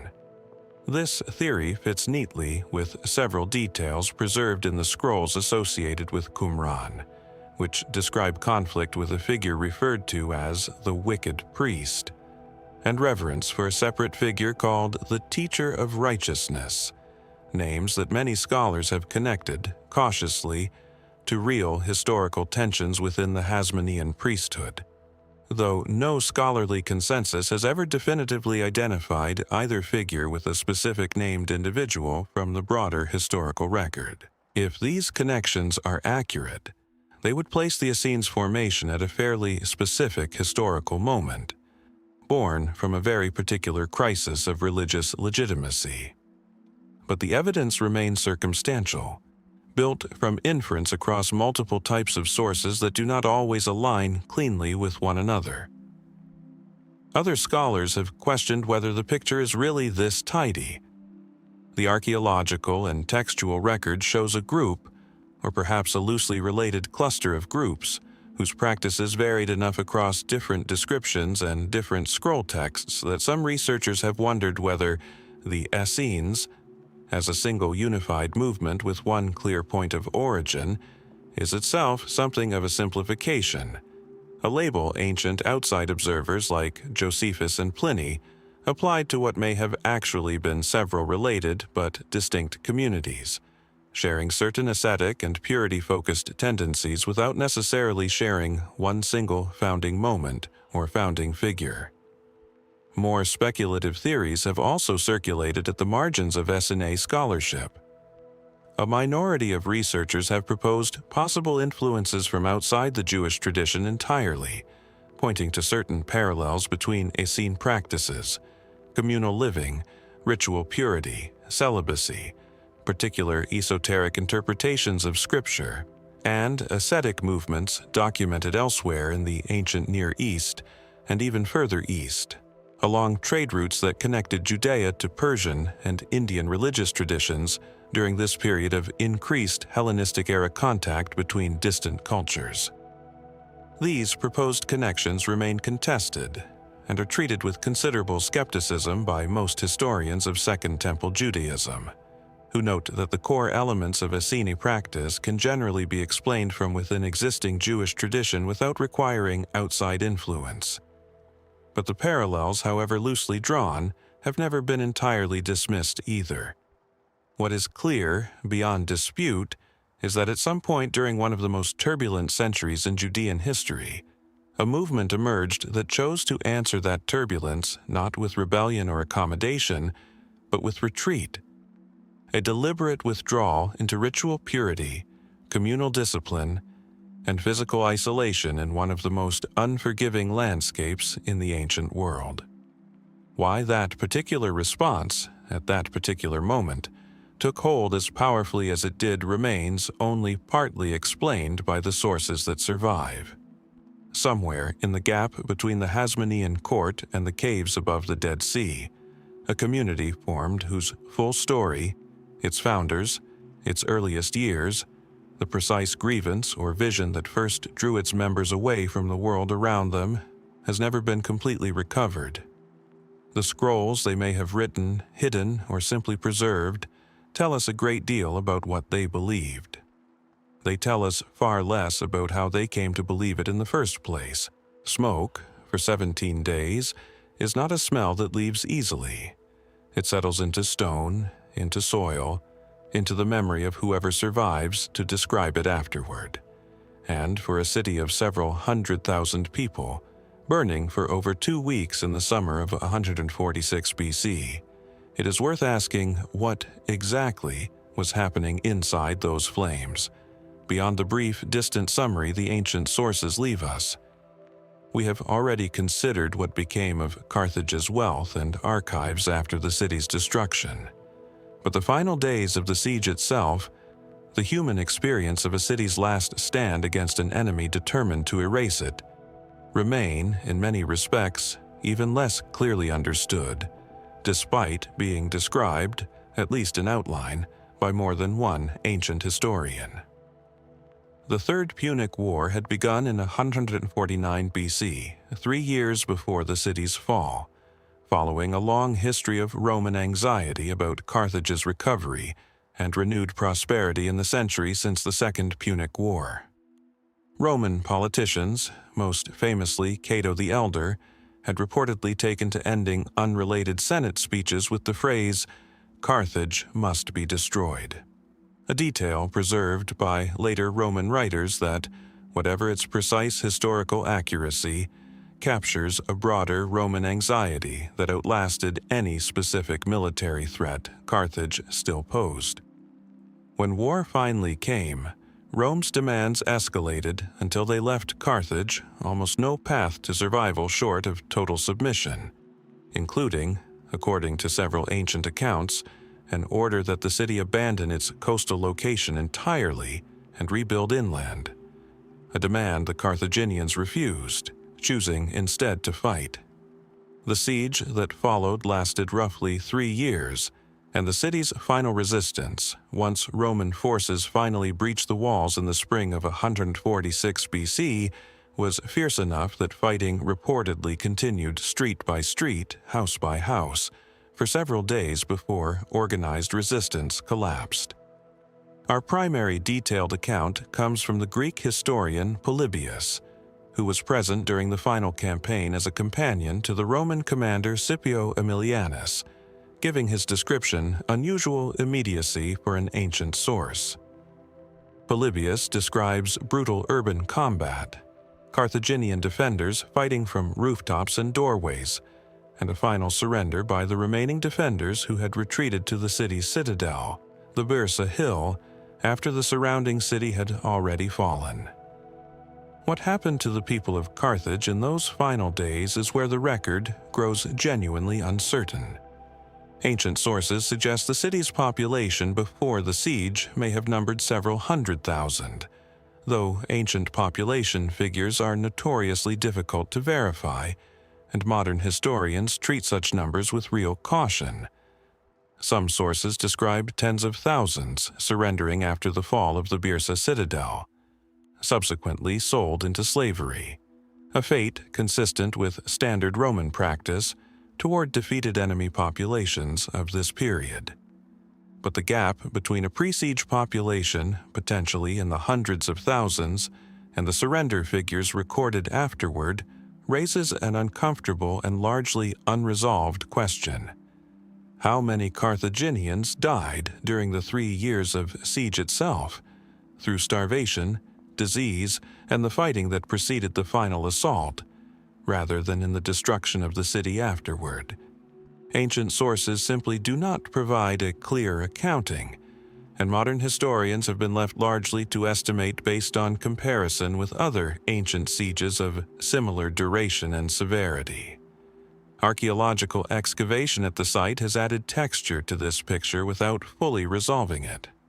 Layers of ash and destruction debris consistent with the described burning have been identified by modern excavators working the site since the mid-20th century, alongside collapsed structures, and, in places, the remains of individuals seemingly caught in the final destruction. But the scale of human remains recovered has not, according to most archaeologists working the site, matched what a population in the hundreds of thousands, if largely killed rather than enslaved, might be expected to leave behind. A discrepancy some researchers attribute to the difficulty of preserving and identifying remains after 2,000 years of subsequent construction on the site, and others treat as at least partial support for the theory that a larger portion of the population survived the siege through surrender, flight, or evacuation than the most dramatic ancient accounts might suggest. This uncertainty connects to a further, genuinely unresolved question. How many Carthaginians managed to escape the city before its fall, and where did they go? Punic-speaking communities and cultural influence persisted across parts of North Africa and the Western Mediterranean for centuries after 146 BC, in regions including modern Tunisia, Algeria, Sardinia, and Sicily, suggesting that Carthaginian culture and presumably a significant number of Carthaginian people survived the destruction of the capital in some diffuse form. Whether this represents primarily the descendants of Carthage's broader empire and colonies, largely untouched by the siege itself, or also includes refugees who fled the city directly during its final months, is difficult to determine with precision from the sources that survive. The much-repeated claim that Rome ritually salted the earth of Carthage, ensuring the land itself would remain barren, deserves a final mention here specifically in the context of the city's aftermath. Not because the practice is well documented in ancient sources, which it is not, but because the claim's persistence, despite thin evidence, may itself say something about how completely later generations understood, or wanted to understand, Rome's intentions toward the city. The Romans did, uncontroversially, level the city and forbid its rebuilding for over a century, until Julius Caesar and later Augustus authorized a new Roman colony to be established on the same site. Whatever the precise details of that final destruction, Rome's intent to erase Carthage as a functioning power was unmistakable, and for more than 100 years, largely successful. What then actually happened inside those 17 days of burning? How many died where they stood? How many escaped into the surrounding countryside or onto ships that ancient sources never mention? And how many were marched away into a slavery so thoroughly documented elsewhere in Roman history, yet so sparsely detailed here? The ash layers beneath modern Tunis can tell us that a great fire burned, and burned for a long time. They have not yet told us, with any real precision, what became of everyone who was still inside the city when it started. Some miles north of where our last mystery left its shadow, past the deep fjords and the wind-scoured coastlines of Jutland, the land itself seems to hold its breath. Here, where the North Sea presses endlessly against a peninsula of sand and marsh, a different kind of mystery begins. One that would not stay confined to its origin, but would march in time across an entire continent and vanish just as completely as it arrived. This is the mystery of the Cimbri and the Teutones, two peoples who appear, almost without warning, in the pages of Roman history, and who disappear from it just as abruptly, leaving behind no cities, no written word of their own, and no clear answer to the question that has haunted historians for over 2,000 years. Where did they truly come from, and why did they leave? Picture, if you will, the flat, wind-swept expanse of what is now northern Denmark, a region the Romans would later call Cimbria, in memory of a people who had, by the time anyone thought to name it after them, already vanished from the earth. Archaeologists have found here the remains of small farming communities, modest and unremarkable by the standards of the great civilizations further south.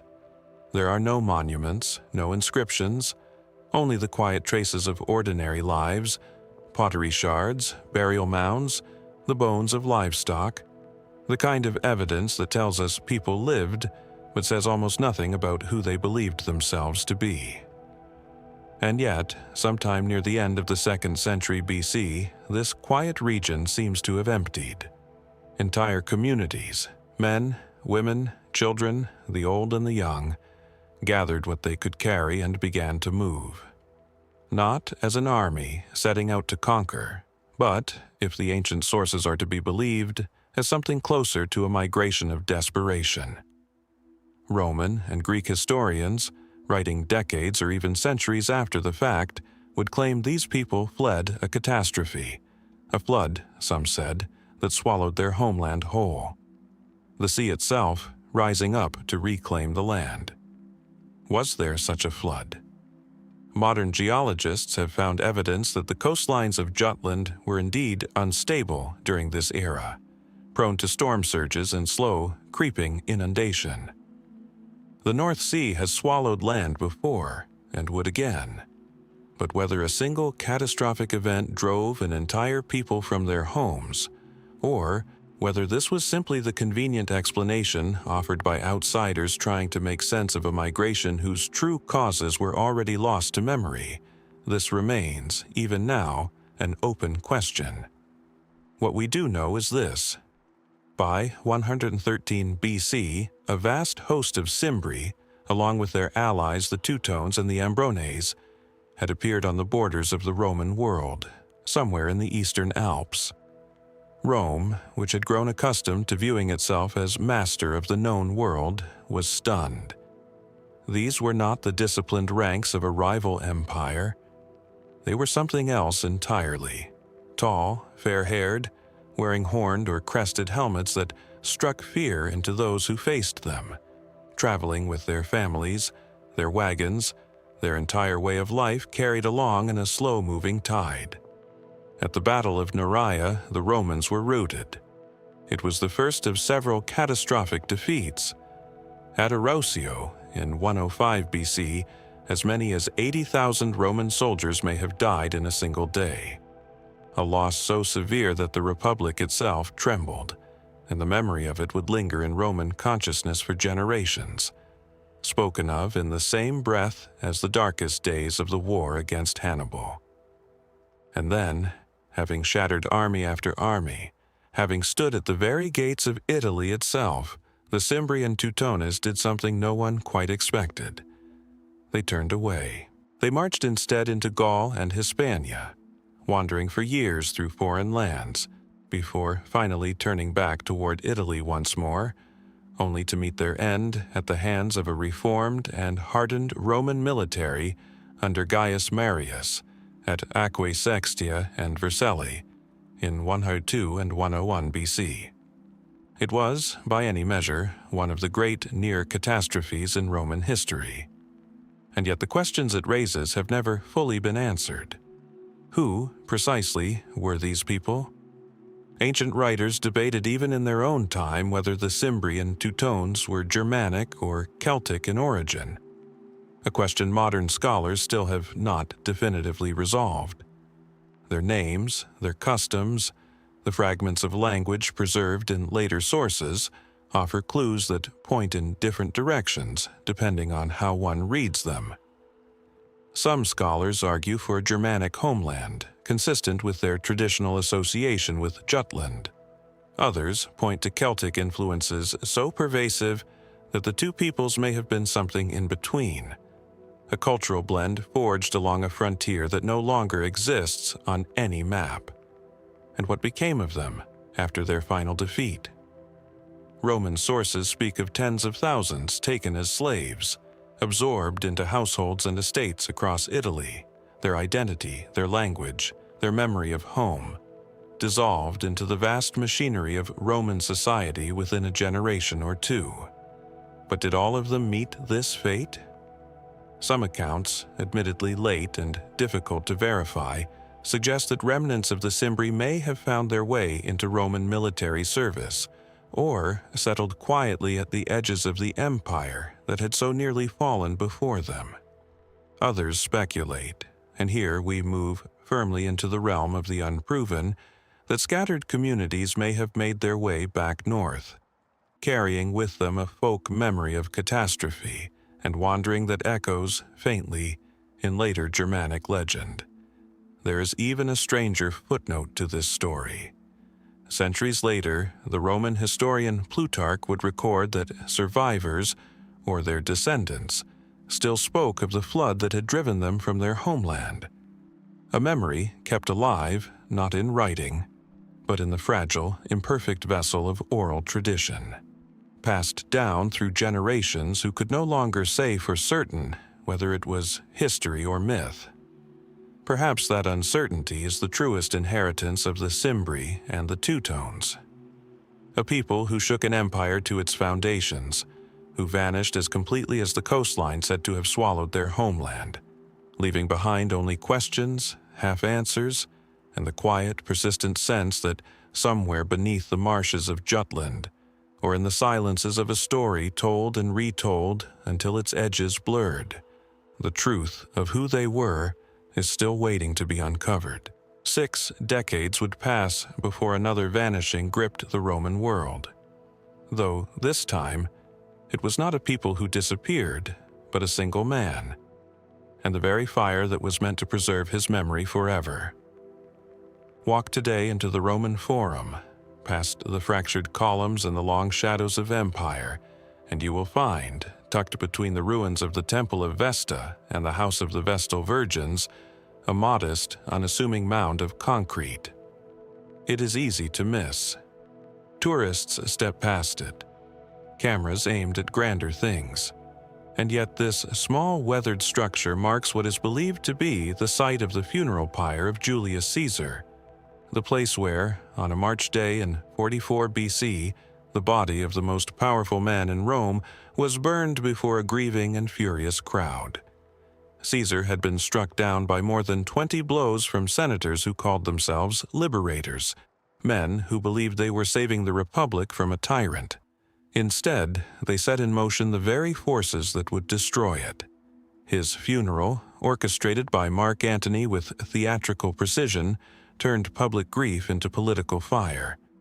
The crowd, inflamed by Antony's oration and by the sight of Caesar's bloodied toga held aloft, built an impromptu pyre from benches, tables, anything that could burn, and consumed his body right there in the heart of the Forum. What happened to what remained afterward is where the certainty of history begins to dissolve into something far less clear. Roman custom of the period called for cremation, and for the resulting ashes to be gathered, placed in an urn and interred, often within a family tomb or a specially constructed monument. Caesar, as a member of the Julian family, might reasonably have been expected to receive burial within a mausoleum befitting his status. And indeed, ancient sources tell us that his great-nephew and heir, Octavian, the man who would become Augustus, began construction on an enormous mausoleum along the Tiber, a structure meant to serve as the final resting place for the Julio-Claudian dynasty. The mausoleum of Augustus still stands today, or rather, its ruined shell does, a vast cylindrical structure that dominated the northern Campus Martius, now swallowed by centuries of Roman construction, deconstruction, and reconstruction around it. Napoleon's architects once considered turning it into a bull ring. Mussolini later stripped away the medieval accretions to expose its ancient core, hoping to align his own image with that of the first emperor. Today, after years of restoration, it stands open once more. But here is the question that has troubled historians for generations. Caesar died in 44 BC. The mausoleum was not completed until sometime around 28 BC, a gap of some 16 years. Where, in that interval, did Caesar's ashes rest? Some scholars argue the answer is straightforward, if unglamorous. Caesar's ashes, they suggest, may have been kept within a temporary or family tomb. Perhaps something modest. Perhaps something now lost entirely beneath the layers of a city that has been continuously inhabited and rebuilt for over 2,000 years. When the mausoleum was finally completed, the ashes, they propose, would simply have been transferred there, joining Augustus himself decades later, along with Marcellus, Agrippa, and the other members of the imperial family. It is a reasonable theory. It is also, crucially, unproven. No ancient source explicitly confirms that Caesar's remains were ever moved into the mausoleum at all. The historical record, so meticulous about the details of his assassination and funeral, grows strangely quiet on the matter of what became of his ashes afterward. Did Octavian, still consolidating his fragile claim to power in the volatile years following the assassination, choose not to draw attention to the exact location of his adoptive father's remains, fearing they might become a target or a rallying point for either loyalists or enemies? Was there, perhaps, a deliberate ambiguity, a political calculation dressed as simple religious observance? Excavations of the mausoleum of Augustus, conducted across multiple campaigns since the 19th century, have uncovered burial chambers, inscriptions, and fragments believed to belong to various members of the imperial family. But no urn, no inscription, no definitive marker has ever been found that can be attributed with certainty to Julius Caesar himself. The central chamber, the one most likely to have held the most significant remains, was looted centuries ago, its contents scattered or destroyed long before modern archaeology arrived to ask its careful questions. This absence has, inevitably, given rise to speculation that extends well beyond the boundaries of conventional history. Some have wondered whether Caesar's ashes were never brought to Rome's great imperial mausoleum at all, whether they remained instead at a private site, perhaps somewhere along his family's ancestral holdings, deliberately kept apart from the growing cult of personality that Augustus constructed around the Julian name. Others have proposed, with far less evidentiary support, that the remains may have been divided, dispersed, or even secretly moved during the chaotic centuries of barbarian invasions that eventually saw Rome sacked, its monuments plundered by Visigoths and Vandals alike, its treasures carried off to destinations no record ever preserved. None of these theories can be confirmed. None can be entirely dismissed either. What remains is a peculiar and unsettling gap at the center of one of history's most exhaustively documented lives. We know, almost to the hour, how Julius Caesar died. We know who struck the blows, who spoke at his funeral, how the crowd responded, how the flames were lit. And yet the simple question of where his ashes finally came to rest, the last quiet chapter of an extraordinarily loud life, remains unanswered. Perhaps the ashes lie still within the ruined heart of the mausoleum, mingled now with 2,000 years of dust and rubble, indistinguishable from the debris around them. Perhaps they were moved quietly to somewhere history simply forgot to record. Or perhaps the truth is something else again, something that still waits, patiently, beneath the modern streets of a city that has never stopped building over its own past. That image of something ancient, patient, still waiting beneath the stones of a city that never stops rebuilding itself, carries us now across the Mediterranean, to another city where the ground itself seems to hold its breath, Jerusalem. Here, beneath the golden glow of the Dome of the Rock, upon a plateau the faithful call the Temple Mount, lies one of the most fought-over patches of earth on the planet. And somewhere within or beneath it, or so countless historians, treasure hunters, and religious scholars have believed for nearly 2,000 years, may rest the answer to one of history's most enduring mysteries. What became of the treasure of the Second Temple of Jerusalem? To understand what was lost, we must first understand what was there. The Second Temple, rebuilt and dramatically expanded under Herod the Great beginning around 20 BC, was, by every ancient account, a structure of almost unimaginable splendor. Its outer walls were faced in white marble so polished that, according to the Jewish historian Josephus, the building appeared from a distance like a snow-covered mountain glowing under the sun. Its gates were said to be overlaid in gold and silver, and within its inner sanctuaries were kept the sacred vessels of Jewish worship, among them, most famously, the great golden menorah, the seven-branched lampstand that had, in one form or another, symbolized the presence of the divine since the time of the Exodus. There were other treasures, too, according to Josephus, who witnessed the temple's final days firsthand. Golden tables, silver trumpets, the veil of the sanctuary woven with extraordinary craftsmanship, vast stores of incense and sacred texts, and, the sources suggest, significant quantities of gold and silver, some of it accumulated through the annual half-shekel tax paid by Jewish communities across the entire Roman world. In the year 70 AD, all of it was seized. The context was the Great Jewish Revolt, a desperate rebellion against Roman rule that ended in catastrophe. After a brutal siege, Roman forces under the future Emperor Titus breached the walls of Jerusalem, and, in scenes Josephus describes with the horror of an eyewitness, put the city and its temple to the torch.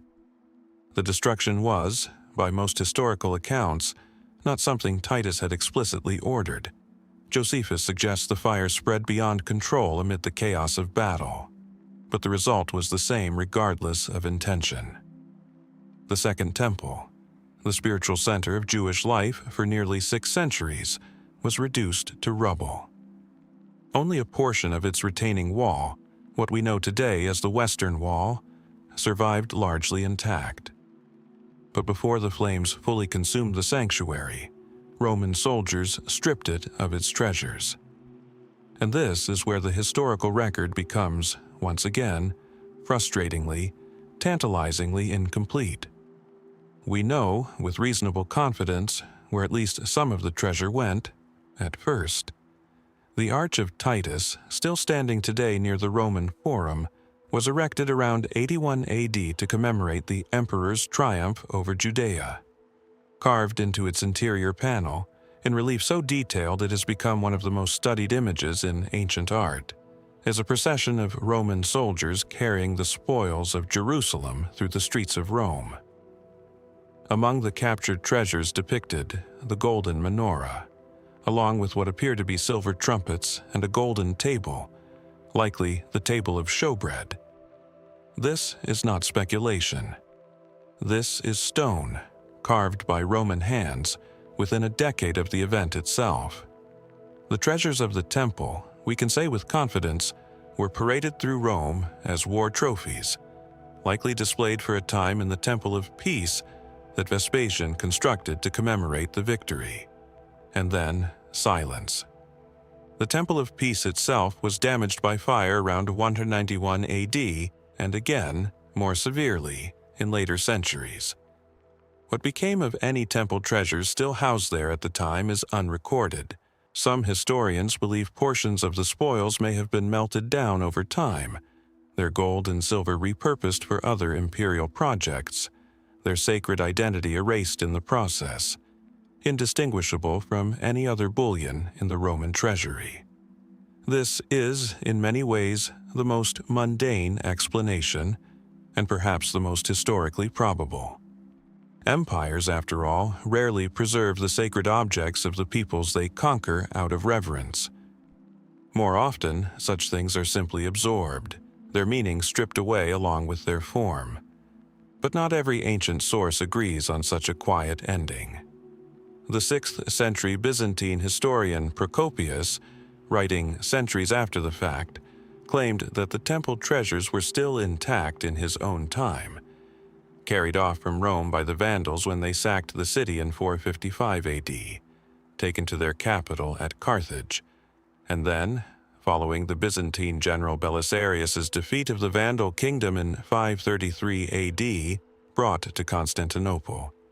Procopius even claims that Emperor Justinian, wary of the treasure's fraught history, ultimately ordered it sent to Jerusalem itself, to the churches there, fearing, or so the account goes, that the objects carried some manner of curse tied to the city they came from. Is this true? Historians remain divided. Procopius wrote nearly 5 centuries after the temple's destruction, relying on traditions and claims that cannot be independently verified. The idea of a cursed treasure passed from empire to empire has the unmistakable flavor of legend accumulating around a kernel of history that had, by then, already grown obscure even to those closest to it. And yet Procopius was a serious historian, not given to idle fabrication, which leaves us with an uncomfortable middle ground. A claim too specific to dismiss outright, too late and too singular to fully confirm. If the treasures did reach Jerusalem in the 6th century, what became of them after that remains entirely unknown. The city would change hands repeatedly in the centuries that followed, conquered by Persian forces in 614 AD, then by the armies of the Rashidun Caliphate in 637 AD, then fought over during the Crusades beginning in 1099, each conquest bringing its own wave of looting, destruction, and the quiet vanishing of whatever treasures had survived to that point. This is where the speculative theories begin to multiply, each one impossible to prove, each one impossible to entirely dismiss. Some point to the Copper Scroll, one of the Dead Sea Scrolls discovered at Qumran in 1952, unlike any other document found among them. Where the other scrolls contain religious texts, the Copper Scroll, inscribed unusually on metal rather than parchment, reads almost like a treasure map, listing dozens of locations where enormous quantities of gold, silver, and sacred vessels were supposedly hidden. Scholars remain divided on what the scroll actually represents. Some consider it a genuine inventory of temple treasures hidden before or during the Jewish revolt, perhaps by priests desperate to preserve what they could from Roman hands. Others believe it may be symbolic, a kind of literary exercise, or an inventory of treasure that never existed in the quantities described. Every location named in the scroll uses landmarks that have long since vanished from the landscape, rendering the map, if it is a map, essentially unreadable today. No excavation has ever located treasure matching its descriptions. Then there are the theories that venture further still, that some portion of the temple treasure, including perhaps the Ark of the Covenant itself, though the Ark's own history diverges from the Second Temple treasures by centuries, was never captured by Rome at all, but hidden away by priests before the city's fall, concealed within tunnels beneath the Temple Mount that remain, to this day, largely unexcavated due to the site's extraordinary religious and political sensitivity. Access to the Temple Mount for archaeological purposes remains fiercely restricted, a reality that has done little to discourage speculation, and much to ensure that any definitive answer may remain permanently out of reach. What can we say then with any real confidence? Only this, that a treasure of extraordinary significance was taken from Jerusalem in 70 AD, that it was displayed in Rome within a decade, and that from that point onward, its trail grows fainter with each passing century, splitting into branches of record and legend that no historian has yet been able to fully untangle. Did it end unceremoniously in a Roman furnace, its gold repurposed into coins or ornaments with no memory of where it came from? Did it survive the fall of Rome only to vanish again in the chaos of later conquests? Or does some fragment of it, a lamp, a table, a scroll of names and hiding places, still lie beneath layers of stone and centuries of dust, in a city that has been destroyed and rebuilt more times than almost any other place on earth? The Temple Mount keeps its silence, and perhaps it always will. That same silence, the kind that swallows entire treasures whole, that turns certainty into rumor across the span of centuries, settles now over a different kind of mystery. Not a treasure this time, but a man. A king who spent his life resisting the very empire that had scattered the riches of Jerusalem, and who, in the end, vanished from history almost as completely as anything he once possessed.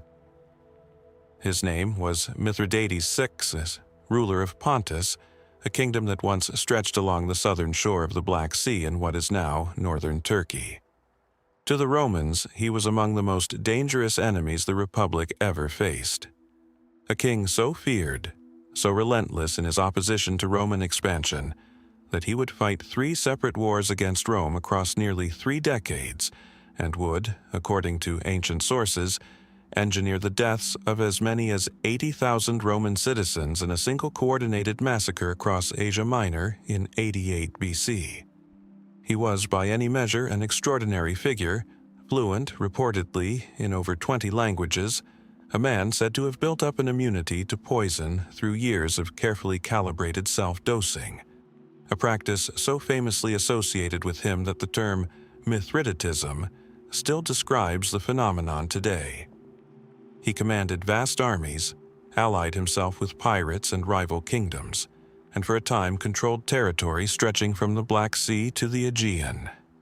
Rome sent its finest generals against him: Sulla, Lucullus, and finally Pompey the Great. And even after repeated defeats, Mithridates refused to yield, retreating further and further into the mountainous edges of his kingdom, always slipping away, always beginning again. His end, when it finally came in 63 BC, was as strange and as fitting as the life that preceded it. Cornered in the Bosporan kingdom, in the Crimean peninsula, betrayed by his own son Pharnaces, who had thrown his support behind Rome in hopes of securing the throne for himself, Mithridates found himself abandoned by the very armies he had commanded for decades. According to the ancient historians Appian and Cassius Dio, he attempted to end his own life by poison. The same poison, perhaps, that he had spent a lifetime building resistance against, in preparation for exactly this moment. It failed to kill him. In the final, almost darkly ironic act of a life defined by defiance, he is said to have ordered one of his own soldiers, a Gaulish mercenary named Bituitus, to run him through with a sword. The great enemy of Rome was dead at the citadel of Panticapaeum, on the site of what is now the city of Kerch in modern Crimea. And here, the historical record, so detailed up until this final moment, grows suddenly, curiously thin. Pompey, upon learning of his rival's death, treated the body with what the sources describe as considerable respect, an unusual gesture toward a man Rome had spent 30 years trying to destroy. The body was reportedly embalmed and sent to Sinop, the former capital of Pontus, where Pompey is said to have arranged for its burial among the tombs of Mithridates' royal ancestors, in the traditional necropolis of the Pontic kings. This detail alone raises a question worth sitting with. Why would Pompey, having finally triumphed over an enemy who had caused Rome such enormous losses, choose to honor him in death rather than display his remains as a trophy of conquest, in the way Roman generals so often did? Was this simple respect for a worthy adversary, the kind of gesture ancient sources often attribute to noble victors? Was it a calculated political move, meant to reassure the peoples of Pontus that Rome would treat their fallen king, and by extension themselves, with dignity rather than humiliation, easing the transition to Roman rule? Or does the story, passed down through Roman historians writing generations later, contain embellishments we can no longer separate from what actually occurred? Whatever the truth of Pompey's intentions, the location of that royal necropolis at Sinop, and whether Mithridates' remains were truly placed within it, is where certainty ends and mystery begins. Sinop, modern-day Sinop on Turkey's Black Sea coast, has been continuously inhabited for well over 2,000 years. Unlike Jerusalem's Temple Mount, protected and preserved by the extraordinary religious significance of its ruins, or Rome's Forum, excavated layer by generations of archaeologists, Sinop has simply continued living atop its own history. Streets, buildings, harbors, the ordinary business of a functioning modern city, occupy ground that likely conceals traces of the Pontic royal tombs somewhere beneath. No definitive royal necropolis matching ancient descriptions has ever been conclusively identified and excavated. Some ancient foundations and rock-cut tombs have been noted in the wider region, remnants that hint at the funerary traditions of the Pontic kings, but nothing has been confirmed with the certainty scholars would need to say, here, in this precise location, Mithridates VI was laid to rest, which leads inevitably to the question that has quietly occupied classical historians and archaeologists for generations. Did the burial at Sinop even take place as described?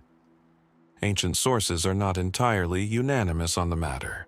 Some later accounts suggest alternate versions of events, including the possibility that the body remained for a period in the Bosporan kingdom before any transfer occurred, or that Pompey's involvement in arranging burial rites has been somewhat embellished by later historians eager to illustrate Roman magnanimity in victory. The gap between the event itself and the surviving accounts of it, written decades, sometimes over a century, after the fact, leaves room for exactly the kind of uncertainty that tends to accumulate around the deaths of great and dangerous men. Beyond the question of whether the burial at Sinop occurred as described lies a further layer of speculation, one that ventures well outside the boundaries of what the ancient sources can support. Some have wondered whether Mithridates, a king renowned for his elaborate precautions against poison and betrayal alike, may have arranged, even before his final defeat, for some manner of concealed or secondary burial, a precaution against the desecration of his tomb by enemies, a practice not unknown among ancient rulers who feared that their remains, and whatever grave goods accompanied them, might become targets for looting or political exploitation long after their deaths. Was such caution exercised here? There is no direct evidence that it was. But there is no direct evidence that it was not either, and for a king whose entire life was defined by strategic anticipation of his enemy's next move, the absence of a confirmed tomb feels, to some, less like an accident of history and more like a pattern consistent with the man himself. Others have raised the question of what, precisely, might have been buried alongside him. had a royal tomb of a Pontic king of his stature been constructed according to the customs of the era. Hellenistic royal burials of this period sometimes included substantial grave goods, precious metals, ceremonial armor, personal items reflecting the wealth and status of the deceased. A king who had ruled over one of the most resource-rich regions of Anatolia, who had, at the height of his power, controlled territories rich in precious metals and trade routes connecting the Black Sea to the wider Mediterranean world, would presumably have possessed considerable wealth. Whether any of it accompanied him into whatever grave ultimately received his remains is, like so much else in this story, entirely unconfirmed. Modern archaeological work in and around Sinop has been limited, constrained by the realities of excavating beneath a living, functioning city where any dig must contend with existing infrastructure, private property, and the practical challenges that come with disturbing ground that people still walk, build, and live upon every day. It is entirely possible that the tomb of Mithridates VI, if it survives at all in any recognizable form, lies quietly beneath a street, a building foundation, a harbor wall, undisturbed not because no one has looked, but because so much of what might once have marked it has simply been built over, generation after generation, by a city that never stopped growing atop its own past. So the question remains, much as it did for the treasures of Jerusalem, much as it lingers over so many figures whose ends are recorded but whose remains are not. Did Pompey's gesture of respect result in a tomb that once genuinely existed, only to be lost beneath the accumulated weight of 2,000 years of continuous habitation? Or does some fragment of it, a chamber, an inscription, the last resting place of a king who spent his life refusing to be captured, still wait quietly beneath the streets of a city that has long since forgotten what it might be walking over? Snow. Picture it falling silently across a mountain valley in the eastern reaches of Media, somewhere in what is now northwestern Iran, in the winter of 129 BC. Picture an army in retreat, its formations scattered by ambush, the cold air thick with confusion, and the distant echo of Parthian horsemen closing in from the high ground. Somewhere within that chaos, a Hellenistic king, the last great ruler of a dynasty that had once stretched from the Aegean to the Indus, meets an end that ancient historians would struggle, for centuries afterward, to fully agree upon. His name was Antiochus VII Sidetes, and his death marks one of the more quietly perplexing mysteries to emerge from the long, slow decline of the Seleucid Empire. To understand the weight of this moment, we must first understand what Antiochus VII represented. By the time he came to the throne in 138 BC, the Seleucid Empire, once the largest and most powerful of the successor states carved from Alexander the Great's conquests, had been reduced from its former glory. Rome had already clipped its wings decades earlier. Rebellious provinces, particularly Judea under the Hasmoneans, had chipped away at its territory. And to the east, a rising power was steadily swallowing what remained of Seleucid Mesopotamia and Iran, the Parthian Empire, under its ambitious king, Phraates II. Antiochus VII, whose epithet Sidetes derived from the Pamphylian city of Side where he had spent part of his youth, proved to be something the dynasty had not seen in a generation, a genuinely capable ruler. He successfully besieged and subdued Jerusalem in 132 BC, forcing the Hasmonean state back into a position of dependency, an achievement that earned him considerable respect even among some later Jewish sources, who noted, with something approaching grudging admiration, his relatively measured treatment of the city once it capitulated.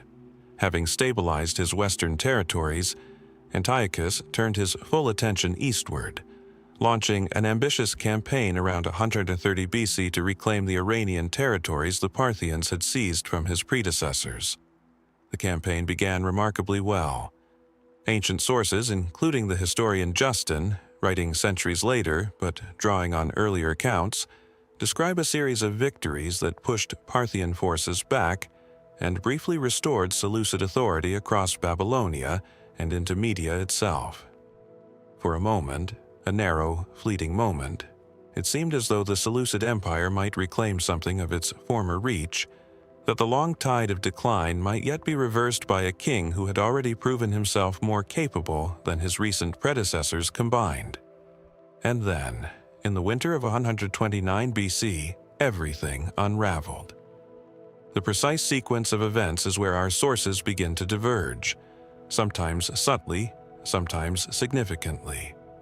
What seems broadly agreed upon is this: Antiochus's army, large and successful though it had been, made the difficult decision to disperse into winter quarters across various towns in Media, a common enough practice for ancient armies unable to sustain large, concentrated forces through the harsh winter months without straining local resources beyond their limits. This dispersal, however, left individual detachments vulnerable, and local populations, resentful of the burden of supporting occupying troops through the winter, appeared to have grown increasingly hostile. Phraates II, sensing opportunity in this fragmentation, launched a coordinated series of attacks on the scattered Seleucid garrisons. According to Justin's account, Antiochus, upon learning that nearby detachments were under assault, rushed to their aid with whatever forces he had immediately available, and found himself isolated, his relief force badly outnumbered, caught in terrain that favored the Parthian cavalry and their devastating mounted archery. What happened next is where the ancient accounts begin to blur into something less certain. Justin states plainly that Antiochus was killed in the ensuing battle, his forces overwhelmed. This is the version most frequently repeated in modern historical summaries, and it carries the straightforward logic of a king caught in a tactical catastrophe of his own dispersed winter deployment, killed alongside his soldiers in the confusion of a losing engagement. But other threads within the ancient tradition complicate this seemingly clear narrative. Some sources suggest that upon realizing the battle was lost and that capture was imminent, Antiochus chose to take his own life rather than fall into Parthian hands, a death by his own decision rather than by enemy blade, in keeping with a certain Hellenistic tradition that valued a controlled end over the humiliation of captivity. Diodorus Siculus, writing from within a somewhat different historiographical tradition than Justin, offers details that hint at this alternative, though even his account does not resolve the matter with complete clarity. Was this a genuine alternate tradition preserving details that Justin's source omitted or simplified? Or was it a later embellishment, an attempt to grant a defeated king a more dignified end than the chaos of being cut down in a losing battle might otherwise suggest? There is also the matter of what became of his body. Here, the ancient sources offer something unusually specific and unusually intriguing. Several accounts agree that Phraates II, upon securing the battlefield and confirming the death of his rival, treated the remains of Antiochus with conspicuous respect, reportedly sending the body back toward Syria in a silver coffin, accompanied by an honor guard, along with Antiochus's captured son, whom Phraates apparently released as a further gesture of magnanimity toward the defeated Seleucid state. Why would a victorious Parthian king extend such elaborate courtesy to a defeated rival, a man who had, only months earlier, been actively campaigning to strip Parthia of its recently won territories? Some historians suggest this reflects a broader pattern in the ancient world, wherein defeating and honorably returning the remains of a genuinely respected adversary served to enhance the victor's own prestige, a demonstration that Phraates had triumphed not over some minor pretender, but over a king worthy of the contest. Others wonder whether there was a more calculated diplomatic purpose, an attempt to ease tensions with the remaining Seleucid state and discourage any immediate Syrian effort at retaliation by demonstrating magnanimity rather than provoking a desperate war of vengeance. And here is where the trail, so specific in its details up to this point, simply goes cold. What happened to that silver coffin after it crossed back into Seleucid territory? Ancient sources, so precise about the gesture of its sending, fall silent on the question of its ultimate destination. Did Antiochus VII receive burial within the traditional Seleucid royal necropolis, alongside his ancestors, in a location that has never been definitively identified by modern archaeology? Was he interred separately, perhaps at Antioch itself, the dynasty's great capital on the Orontes River, a city whose ancient royal tombs have never been conclusively located beneath the modern city of Antakya that now occupies much of the same ground?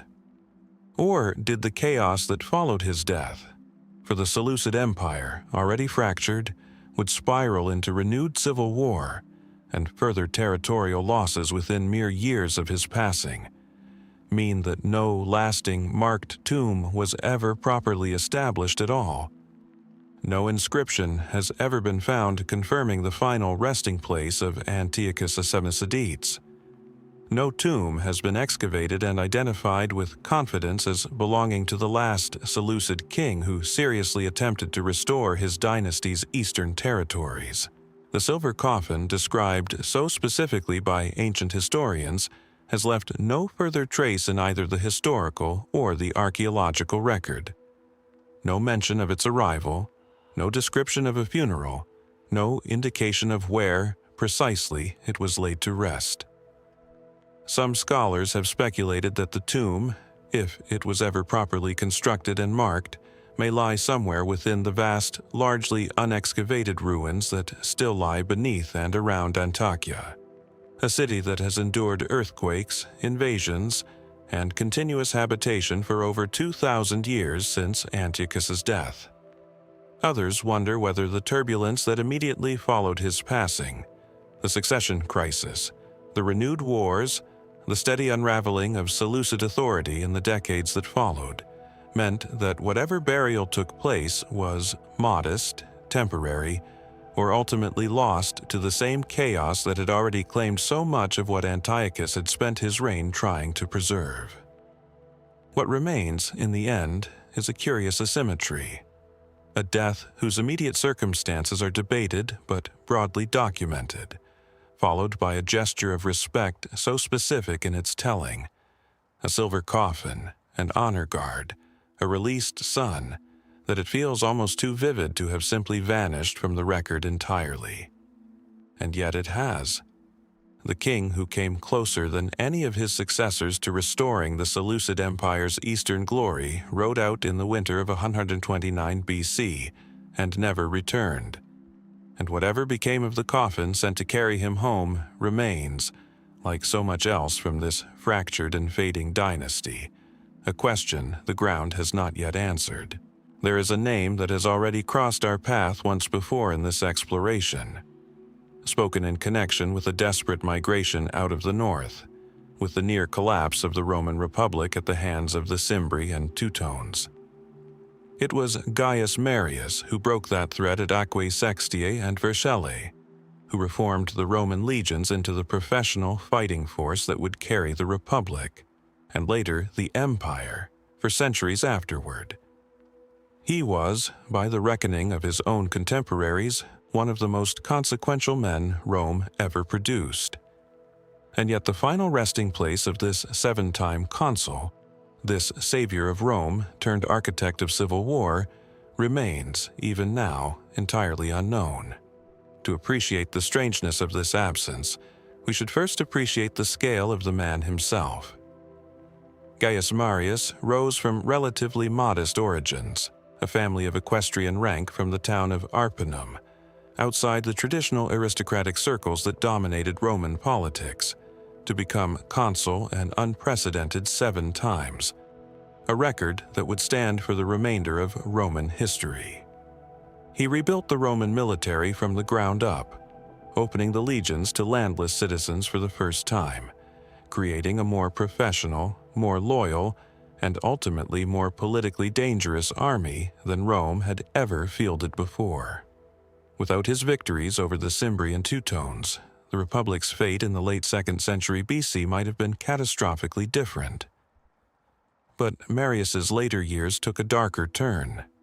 His fierce rivalry with Lucius Cornelius Sulla, a former subordinate turned bitter political enemy, erupted into what became Rome's first true civil war.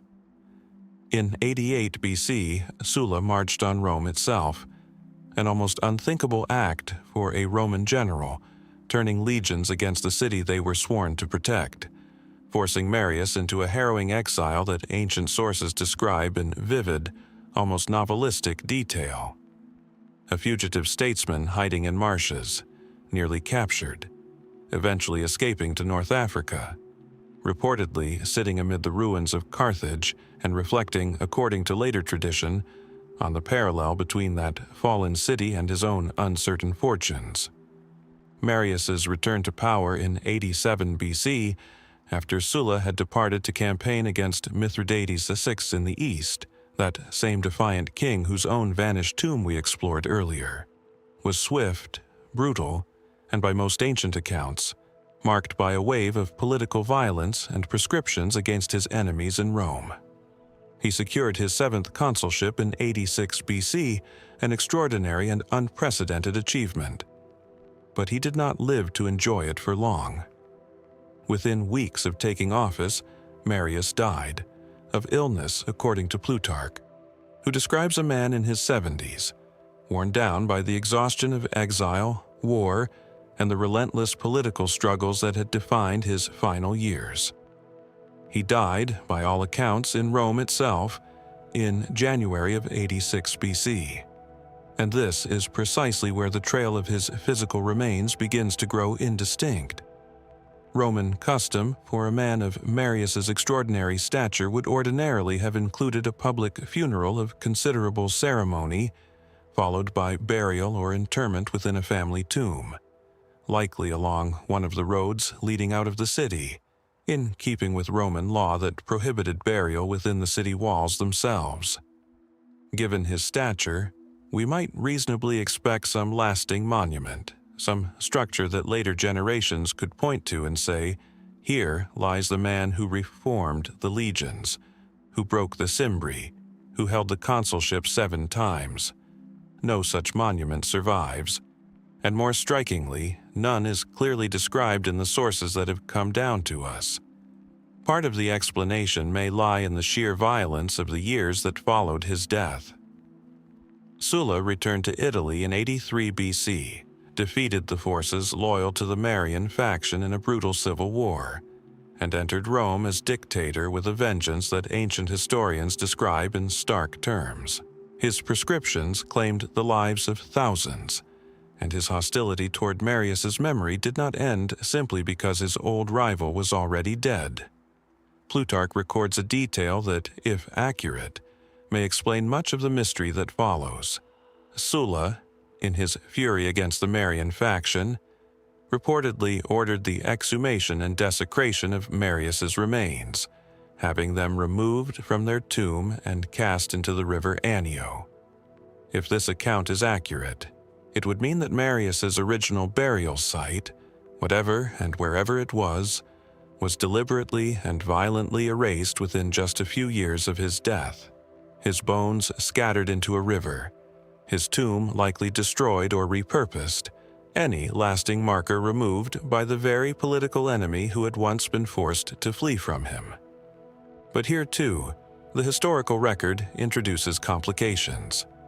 Not every ancient source agrees on this desecration with equal confidence, and some modern historians have questioned whether this dramatic detail may itself reflect the kind of embellishment common in ancient biographical writing, where the downfall of a great man's memory is sometimes rendered with more theatrical flourish than strict documentary accuracy would support. Plutarch, writing nearly 2 centuries after the events he describes, drew on earlier sources now lost to us, and the reliability of this particular claim cannot be independently verified through any surviving physical or epigraphic evidence. If the desecration did occur as described, it would mean there is, quite literally, no tomb of Gaius Marius to search for, his remains dispersed deliberately, his monument erased as an act of political vengeance, leaving nothing for archaeology to ever recover. If it did not occur or occurred in some less complete form than Plutarch suggests, then the question shifts instead to a more familiar one. Where, precisely, along the roads leading from ancient Rome, might a tomb belonging to one of the Republic's most significant figures once have stood before 2,000 years of subsequent construction, destruction, and urban expansion buried or erased it entirely? Modern Rome offers little help in resolving this question. The roads leading from the ancient city, once lined with the tombs of prominent families in accordance with the Roman custom, have been built over, repurposed, and excavated only in fragments across the centuries. No inscription bearing Marius's name, no structure identified with confidence as his mausoleum has ever come to light. For a man whose life is so extensively documented, his military campaigns, his political struggles, his dramatic exile and equally dramatic return, the silence surrounding his final resting place stands in striking contrast to nearly everything else we know about him. There is something particularly haunting in this absence when set against the arc of his life. Marius saved Rome from the Cimbri and Teutones, only to nearly destroy the Republic himself through the Civil War, his rivalry with Sulla ignited. He reached the pinnacle of Roman political achievement, an unprecedented 7th consulship, only to die within weeks of attaining it. And if Plutarch's account is to be believed, even his bones were denied the peace of a permanent resting place, cast into a river by the enemy who outlived him and who would go on to remake Rome according to his own design. Was this truly Sulla's final act of vengeance against a man he had never fully defeated in life? Or is this a detail sharpened by time and storytelling into something more dramatic than the historical reality?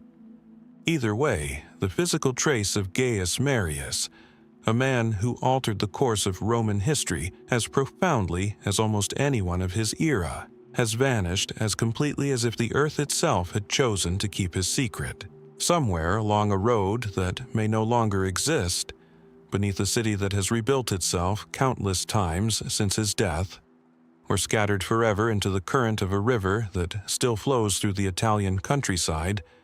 The resting place of Gaius Marius remains exactly what it has been for over 2,000 years, unknown. There is a pattern, by now, that may have begun to reveal itself across these stories, of great men and great powers whose ends are recorded, but whose physical traces dissolve into rivers, unmarked ground, or the slow erasure of time. Let us turn now from the fate of a single man to the fate of an entire city, one destroyed so thoroughly, and for reasons still debated, that its very annihilation has become its own historical puzzle. The city was Corinth, and in the spring of 146 BC, it ceased, almost entirely, to exist.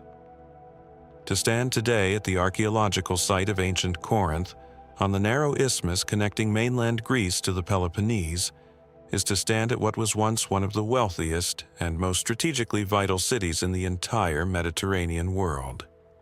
Corinth controlled two harbors, Lycaon on the Gulf of Corinth to the west, Kentrii on the Saronic Gulf to the east, allowing merchants to avoid the long and dangerous voyage around the southern Peloponnese entirely.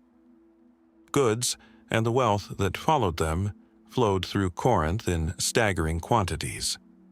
The city had a reputation, even among other wealthy Greek cities, for opulence, for its temple of Aphrodite said to have employed sacred prostitutes in the service of the goddess, for a level of commercial sophistication that made it, in many respects, the New York or Hong Kong of its era within the Greek world. And then, within a matter of months, Rome reduced it to rubble, sold its surviving population into slavery, and left the site largely uninhabited for the next 100 years. The immediate causes of Corinth's destruction are, on the surface, well documented. By the mid-2nd century BC, the Achaean League, a confederation of Greek city-states that included Corinth among its most prominent members, had grown increasingly resistant to Roman influence in Greek affairs, still smarting from earlier Roman interventions and the steady erosion of genuine Greek political autonomy that had followed Rome's victories over Macedon decades earlier. Tensions escalated into open conflict in 146 BC when the Achaean League, in what many ancient historians characterize as a moment of catastrophic miscalculation, declared war on Rome itself. The war was brief and one-sided. A Roman army under the consul Lucius Mummius decisively defeated the Achaean forces, and Corinth, as the League's most prominent and defiant member, bore the full weight of Roman retaliation. According to the ancient sources, including the Greek historian Polybius, who lived through these events and whose account, though only partially preserved, remains our most contemporary source, Mummius's forces sacked the city with a thoroughness that shocked even other Romans. The male population was reportedly killed, the women and children sold into slavery, and the city's extraordinary collection of art and treasure, accumulated across centuries of commercial wealth, was carried off to Rome, dispersed among private collectors and public spaces throughout the city, some of it reportedly finding its way into Roman temples and the villas of the elite for generations afterward. The buildings themselves were razed. Ancient accounts describe the city being systematically destroyed, its walls torn down, its structures burned or dismantled, in a manner that went well beyond typical wartime destruction, and into something closer to deliberate, calculated eradication. Corinth was not simply defeated, it was made an example. This much is generally accepted by historians, supported by both literary sources and archaeological evidence of destruction layers dating to this period found at the site. But questions begin to surface once we move past the immediate military and political narrative and start asking why Rome chose such an extreme response and what, precisely, drove the specific manner of the city's destruction. Some ancient sources suggest the destruction was, at least in part, a calculated political message rather than simply the natural consequence of wartime punishment.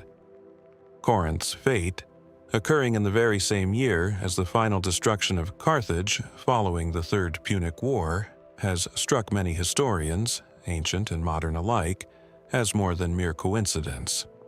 Two of the ancient Mediterranean's most prominent commercial and cultural centers annihilated within months of each other, in the same year that firmly established Rome as the unchallenged dominant power across the entire Mediterranean basin. Was this timing deliberate, a coordinated demonstration, aimed simultaneously at the western and eastern spheres of Roman influence, that resistance to Roman authority would be met with total, uncompromising destruction?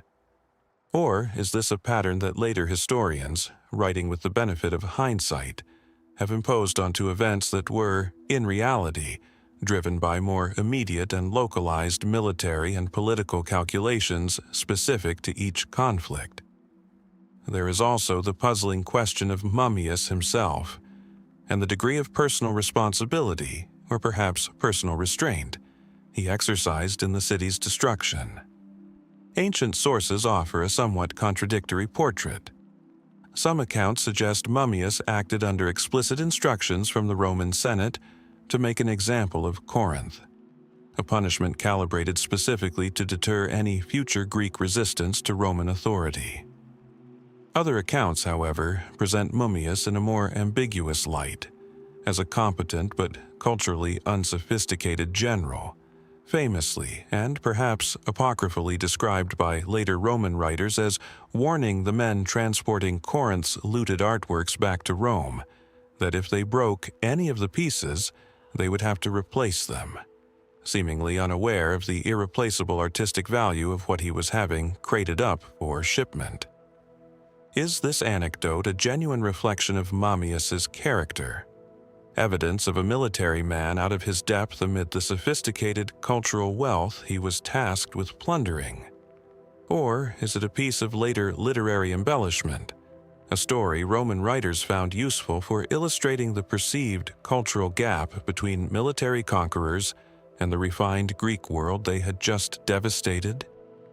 More intriguing still is the question of what became of Corinth's vast accumulated wealth and artistic treasures in the aftermath. Ancient sources describe an extraordinary quantity of bronze statuary, paintings, and luxury goods carried off to Rome. Pliny the Elder, writing over 2 centuries later, discusses what had become known as Corinthian bronze, a highly prized alloy said, according to a popular but almost certainly apocryphal tradition, to have been created accidentally when the city burned, its gold, silver, and bronze objects melting together in the flames to form a unique and coveted metal. Modern metallurgical analysis has cast considerable doubt on this origin story. Corinthian bronze was very likely simply a deliberately manufactured alloy prized for its particular color and luster. Its dramatic legendary origin story probably invented sometime after the fact to explain and romanticize an already valuable material. But the fact that such a legend took hold and persisted for centuries speaks to how deeply the destruction of Corinth embedded itself in the Roman cultural imagination, becoming a kind of mythic touchstone, even as the precise historical details grew increasingly blurred with retelling. And there remains the more fundamental question of just how complete Corinth's destruction truly was, and what happened to the physical remnants of the city during the century between its destruction in 146 BC and its refounding as a Roman colony under Julius Caesar in 44 BC. Ancient sources suggest the site was left largely, though perhaps not entirely, abandoned during this intervening period, its former population dispersed, its buildings in ruins. Yet archaeological evidence suggests some limited activity continued at or near the site even during this supposed century of abandonment, complicating the simple narrative of a city wiped from existence and left completely empty for 100 years. Were there survivors who remained among the ruins, quietly continuing some diminished version of life amid the rubble of what had once been one of the wealthiest cities in Greece? Was the destruction perhaps less absolute than the more dramatic ancient accounts suggest, with certain areas of the city continuing some limited function even as its political and commercial preeminence was thoroughly and deliberately extinguished? Modern excavations at Corinth, ongoing since the early 20th century, continue to refine our understanding of exactly what happened during those pivotal months in 146 BC and during the uncertain century that followed. Destruction layers have been identified and dated. Fragments of the wealth that once flowed through the city's harbors continue to emerge from the soil.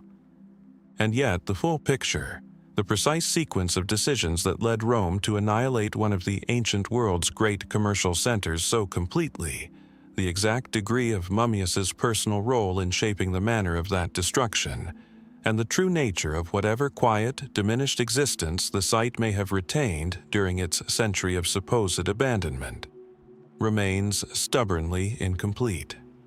Why did Rome choose total destruction over the kind of conditional submission or tributary relationship it so often imposed on defeated cities elsewhere? Was Corinth's fate a calculated act of imperial messaging, a spontaneous act of military severity, or some combination the ancient sources themselves may never have fully agreed upon even in their own time? The isthmus still narrows between 2 seas. The harbors still exist in some altered form, and the ruins still stand as a testament to a city that Rome tried, with remarkable thoroughness, to erase, leaving behind a silence that the intervening centuries have only partially begun to fill.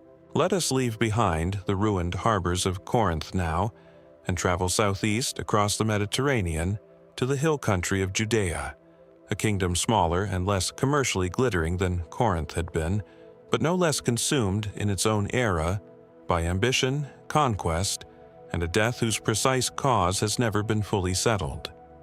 The king was Alexander Jannaeus, and his reign over the Hasmonean kingdom of Judea, from 103 to 76 BC, remains one of the more turbulent and paradoxical chapters in the history of the ancient Near East.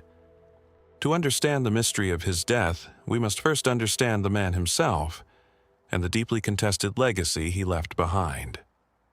Alexander Jannaeus inherited the throne established by his family, the Hasmoneans, who had risen to power following the successful Maccabean revolt against Seleucid rule decades earlier.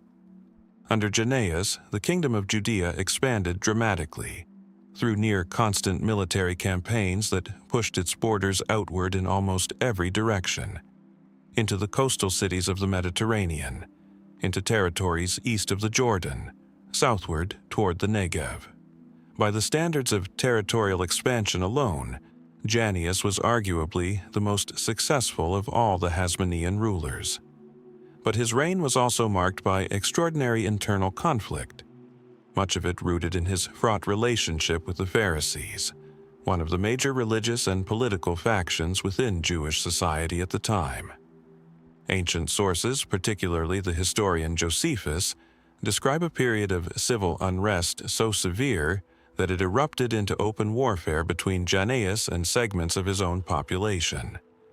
Josephus recounts, in one of the more disturbing episodes of the period, that after suppressing a major revolt against his rule around 88 BC, Jannaeus ordered the crucifixion of some 800 of his opponents, reportedly while feasting with his concubines in view of the executions. An account so brutal that some modern historians have questioned whether Josephus, writing more than a century later and drawing on sources that may have been hostile to Jannaeus' memory, might have exaggerated certain details for dramatic or moralizing effect. Was the scale and manner of this act precisely as Josephus describes, or has the retelling, across generations of transmission, sharpened an already grim historical episode into something even more theatrically horrifying? This is the backdrop against which Jannaeus' death must be understood. A king who had made himself, by the account of at least one major ancient source, deeply and violently unpopular among significant portions of his own subjects, even as he expanded his kingdom's borders further than any Hasmonean ruler before or after him. According to Josephus, our primary source for this period, Jannaeus died in 76 BC while conducting a military campaign, specifically during or shortly after a siege of a fortress called Ragaba, located in the region east of the Jordan River. Josephus states that the king had been afflicted for several years prior to his death by a condition brought on, or at least worsened by his heavy drinking. Josephus specifically attributes his illness to what he describes as a quartan fever, a malarial condition characterized by fever cycles recurring roughly every fourth day, complicated further by the king's excessive alcohol consumption over many years of campaigning. On the surface, this reads as a relatively straightforward account. A king in his late 40s or early 50s, worn down by decades of near-constant warfare and by a chronic illness exacerbated by his own lifestyle, finally succumbing while still, notably, actively campaigning in the field rather than resting in comfort at his capital. It is, in many respects, an unremarkable death for a Hellenistic-era monarch of this period, and many historians accept Josephus's account of natural causes, complicated by chronic illness, without significant reservation.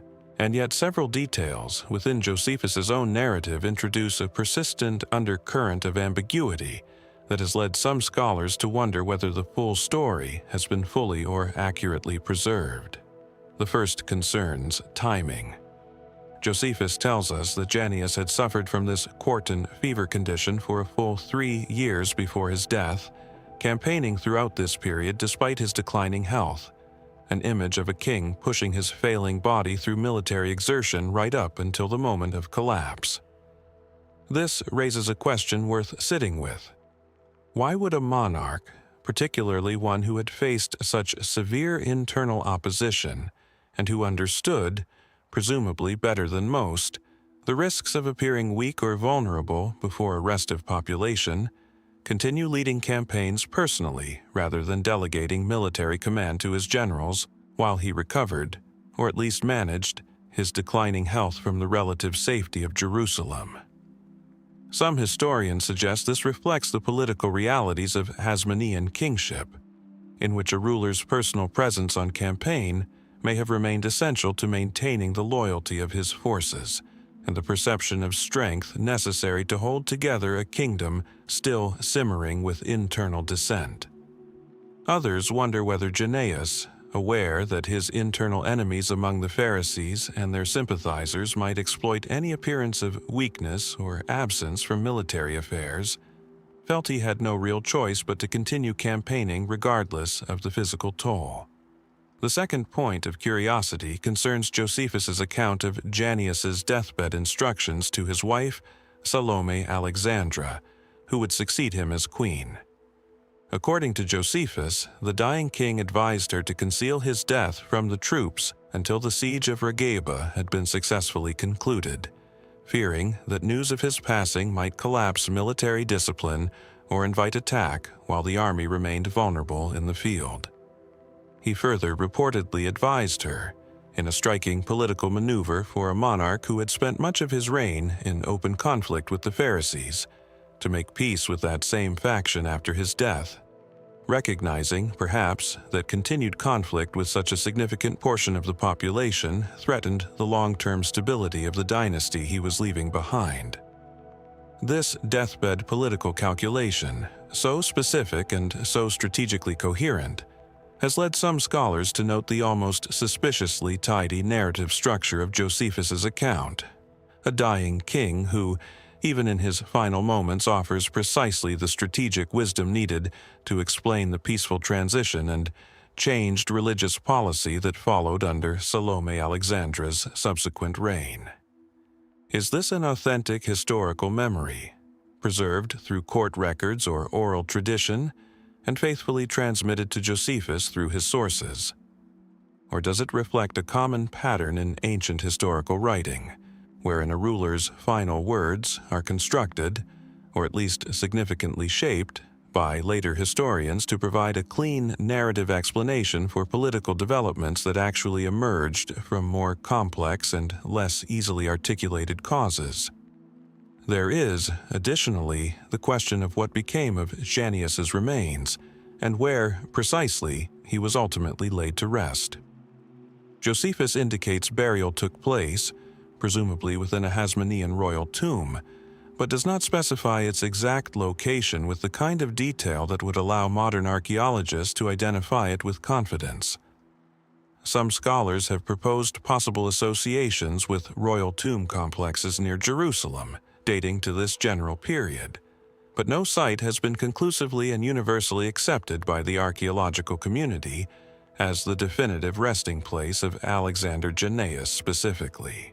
The Hasmonean royal necropolis, if such existed as a distinct architectural complex comparable to those of other Hellenistic dynasties, has never been definitively located and excavated, leaving the physical trace of this particular king's death as uncertain as so many of the political and personal details surrounding his final years.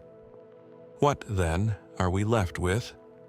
A king whose military and territorial achievements were genuinely substantial, whose internal conflicts with his own people reached a level of brutality that still unsettles readers of Josephus more than 2,000 years later, and whose death, recorded with just enough specific, almost cinematic detail to feel complete, nonetheless leaves behind more questions than the ancient sources ever fully resolved. Did illness alone claim Alexander Jannaeus during that final campaign at Regaba, exactly as Josephus describes? Or does the suspiciously convenient political wisdom attributed to his final hours suggest a narrative shaped, consciously or not, to explain a transition of power whose true complexities have been smoothed over by the historians who came after him? And somewhere beneath the hills of Judea, in a tomb never definitively found, does the last resting place of this fierce and deeply controversial king still wait to be identified? One more question mark in a story that history has recorded in remarkable detail, and yet still in its final moments refuses to fully explain. A full century would pass after Alexander Jannaeus was laid to rest in his undiscovered tomb before another mystery would take shape. Not carved into the stone of a hidden vault, but painted and carved directly onto the ceiling of a temple in Egypt, in a design so intricate that it continues to divide scholars more than 2 centuries after its rediscovery. High above the inner sanctuary of the Temple of Hathor at Dendera, on the west bank of the Nile roughly 40 miles north of Luxor, there once existed a ceiling relief unlike anything else to survive from the ancient world. Circular in design, densely populated with figures both human and divine, animal and symbolic, it depicted what appears to be a comprehensive map of the heavens as understood by the ancient Egyptians. Constellations, planets, deacons, and the great cycle of the Zodiac itself, all compressed into a single, extraordinarily detailed disk of stone. Today, this relief, known as the Dendera Zodiac, resides not in Egypt at all, but in the Louvre in Paris, where it has been displayed since the 1820s, its original ceiling replaced at the temple site by a plaster cast. Its removal from Egypt is itself a story worth pausing on. In 1820, a French engineer and antiquities collector named Sébastien Louis Saulnier arranged for the relief to be cut from the temple ceiling and transported to France, an operation involving explosives and considerable damage to the surrounding stonework, undertaken during a period when European collectors routinely removed significant portions of Egyptian monuments with little regard for the sites they were extracted from. The Dendera Zodiac's arrival in Paris in 1822 caused a sensation, arriving at a moment when European fascination with ancient Egypt, fueled by Napoleon's earlier campaign and the ongoing decipherment of hieroglyphic script, was reaching a fever pitch. But it was not merely the Zodiac's beauty or its unusual circular composition that captured scholarly and public attention. It was the question of its age. The temple at Dendera, as it exists today, dates primarily to the Ptolemaic and early Roman periods, constructed and decorated across a span from roughly the 1st century BC into the 1st century AD, with inscriptions identifying construction phases under various Ptolemaic rulers and, in some sections, under early Roman emperors, including Augustus and Tiberius.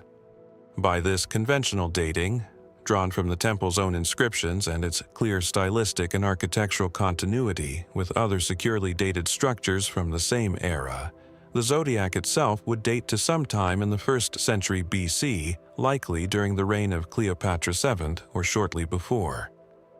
This dating, however, arrived amid considerable controversy, particularly in the early 19th century, when the relatively young field of Egyptology had not yet developed the tools of precise chronological analysis that later scholars would establish. Some early observers, working before hieroglyphic decipherment had matured into a reliable science, proposed dramatically older dates for the Zodiac, arguing that its astronomical content might reflect observations from many thousands of years earlier, embedded within a design that was merely reproduced or recreated during the Ptolemaic period. Such claims fed into broader debates of the era regarding the age of Egyptian civilization itself, debates that intersected uncomfortably for some 19th century scholars with prevailing biblical chronologies that placed strict limits on how ancient any human civilization could plausibly be. Modern Egyptology has, for the most part, resolved the question of the Zodiac's construction date with considerable confidence. The temple's inscriptions, cross-referenced with astronomical details depicted within the Zodiac itself, including what many scholars interpret as a specific representation of a solar eclipse and planetary conjunction datable to 51 BC, alongside stylistic analysis, consistent with other securely dated Ptolemaic-era religious art, point firmly toward a construction date in the decades surrounding 50 BC. This places the Zodiac's creation within the final years of Ptolemaic rule in Egypt, shortly before Cleopatra's death and the kingdom's absorption into the Roman Empire. And yet, even with this broadly accepted dating largely settled among mainstream scholars, the deeper question of the Zodiac's precise purpose and the full meaning of its remarkably dense iconography remains considerably less resolved. The relief depicts the 12 signs of the zodiac in a form recognizably related to the Greek zodiacal tradition that had, by this period, become integrated into Egyptian astronomical and religious thought, following centuries of cultural exchange across the Hellenistic Mediterranean. But interwoven among these more familiar zodiacal figures are older, distinctly Egyptian astronomical elements, the decans, a system of 36 star groups used in traditional Egyptian timekeeping for millennia before the zodiac's design, along with numerous deities associated with specific celestial bodies and cosmic principles in Egyptian religious tradition. Scholars generally agree that the Dendera zodiac represents a synthesis, a deliberate blending of imported Hellenistic astronomical concepts with deeply rooted, far older Egyptian cosmological traditions. But the precise theological or ritual function this particular design served within the temple itself remains genuinely debated. Was the zodiac primarily decorative, a demonstration of Ptolemaic Egypt's sophisticated command of both Greek and Egyptian astronomical knowledge, displayed prominently within a sacred space specifically to showcase this cultural synthesis? Or did it serve a more functional ritual purpose, perhaps connected to specific festivals or ceremonies conducted within the temple? Its precise arrangement of constellations and deities encoding astronomical information, relevant to the timing of particular religious observances tied to the temple's dedication to Hathor? Some scholars have proposed that the zodiac's design may relate specifically to the mythology of Osiris and the temple's associated rituals of death and rebirth, given Dendera's broader religious significance within this tradition, though the precise mechanics of how the ceiling's astronomical content would have functioned within such rituals remains a matter of scholarly reconstruction rather than direct ancient testimony. What precisely did the priests of Dendera intend when they commissioned this extraordinarily dense compression of two distinct astronomical traditions onto a single temple ceiling? Was it primarily an assertion of learned prestige, a religious instrument, or something that blended both purposes into a single symbolic statement about the temple's, and by extension Egypt's, place within a cosmos increasingly understood through both ancient Egyptian and imported Hellenistic frameworks? The zodiac itself offers no accompanying text that fully explains its own purpose, no inscription that steps outside the symbolic language of the stars and gods to tell us plainly why this particular design was chosen, or what specific rites, if any, once accompanied the moments when priests and worshippers looked upward and read the heavens carved into their temple's own ceiling. The stone remains remarkably preserved despite its violent removal 2 centuries ago in a Parisian gallery far from the Nile it once watched over, and the question of what, precisely, its makers meant for it to communicate continues to circle, much like the zodiac's own design, back toward its own beginning, answered in outline, but never quite in full, mist, thick, cold, and clinging low across a forest floor somewhere in Cisalpine Gaul, in the final months of 58 BC, the kind of mist that swallows sound, that turns the clatter of shields and the murmur of soldiers' voices into something distant and indistinct. Picture a newly assembled legion moving through it, men barely trained, drawn hastily from towns and farms across northern Italy, following a young and ambitious proconsul named Gaius Julius Caesar into a war that would reshape the map of the ancient world.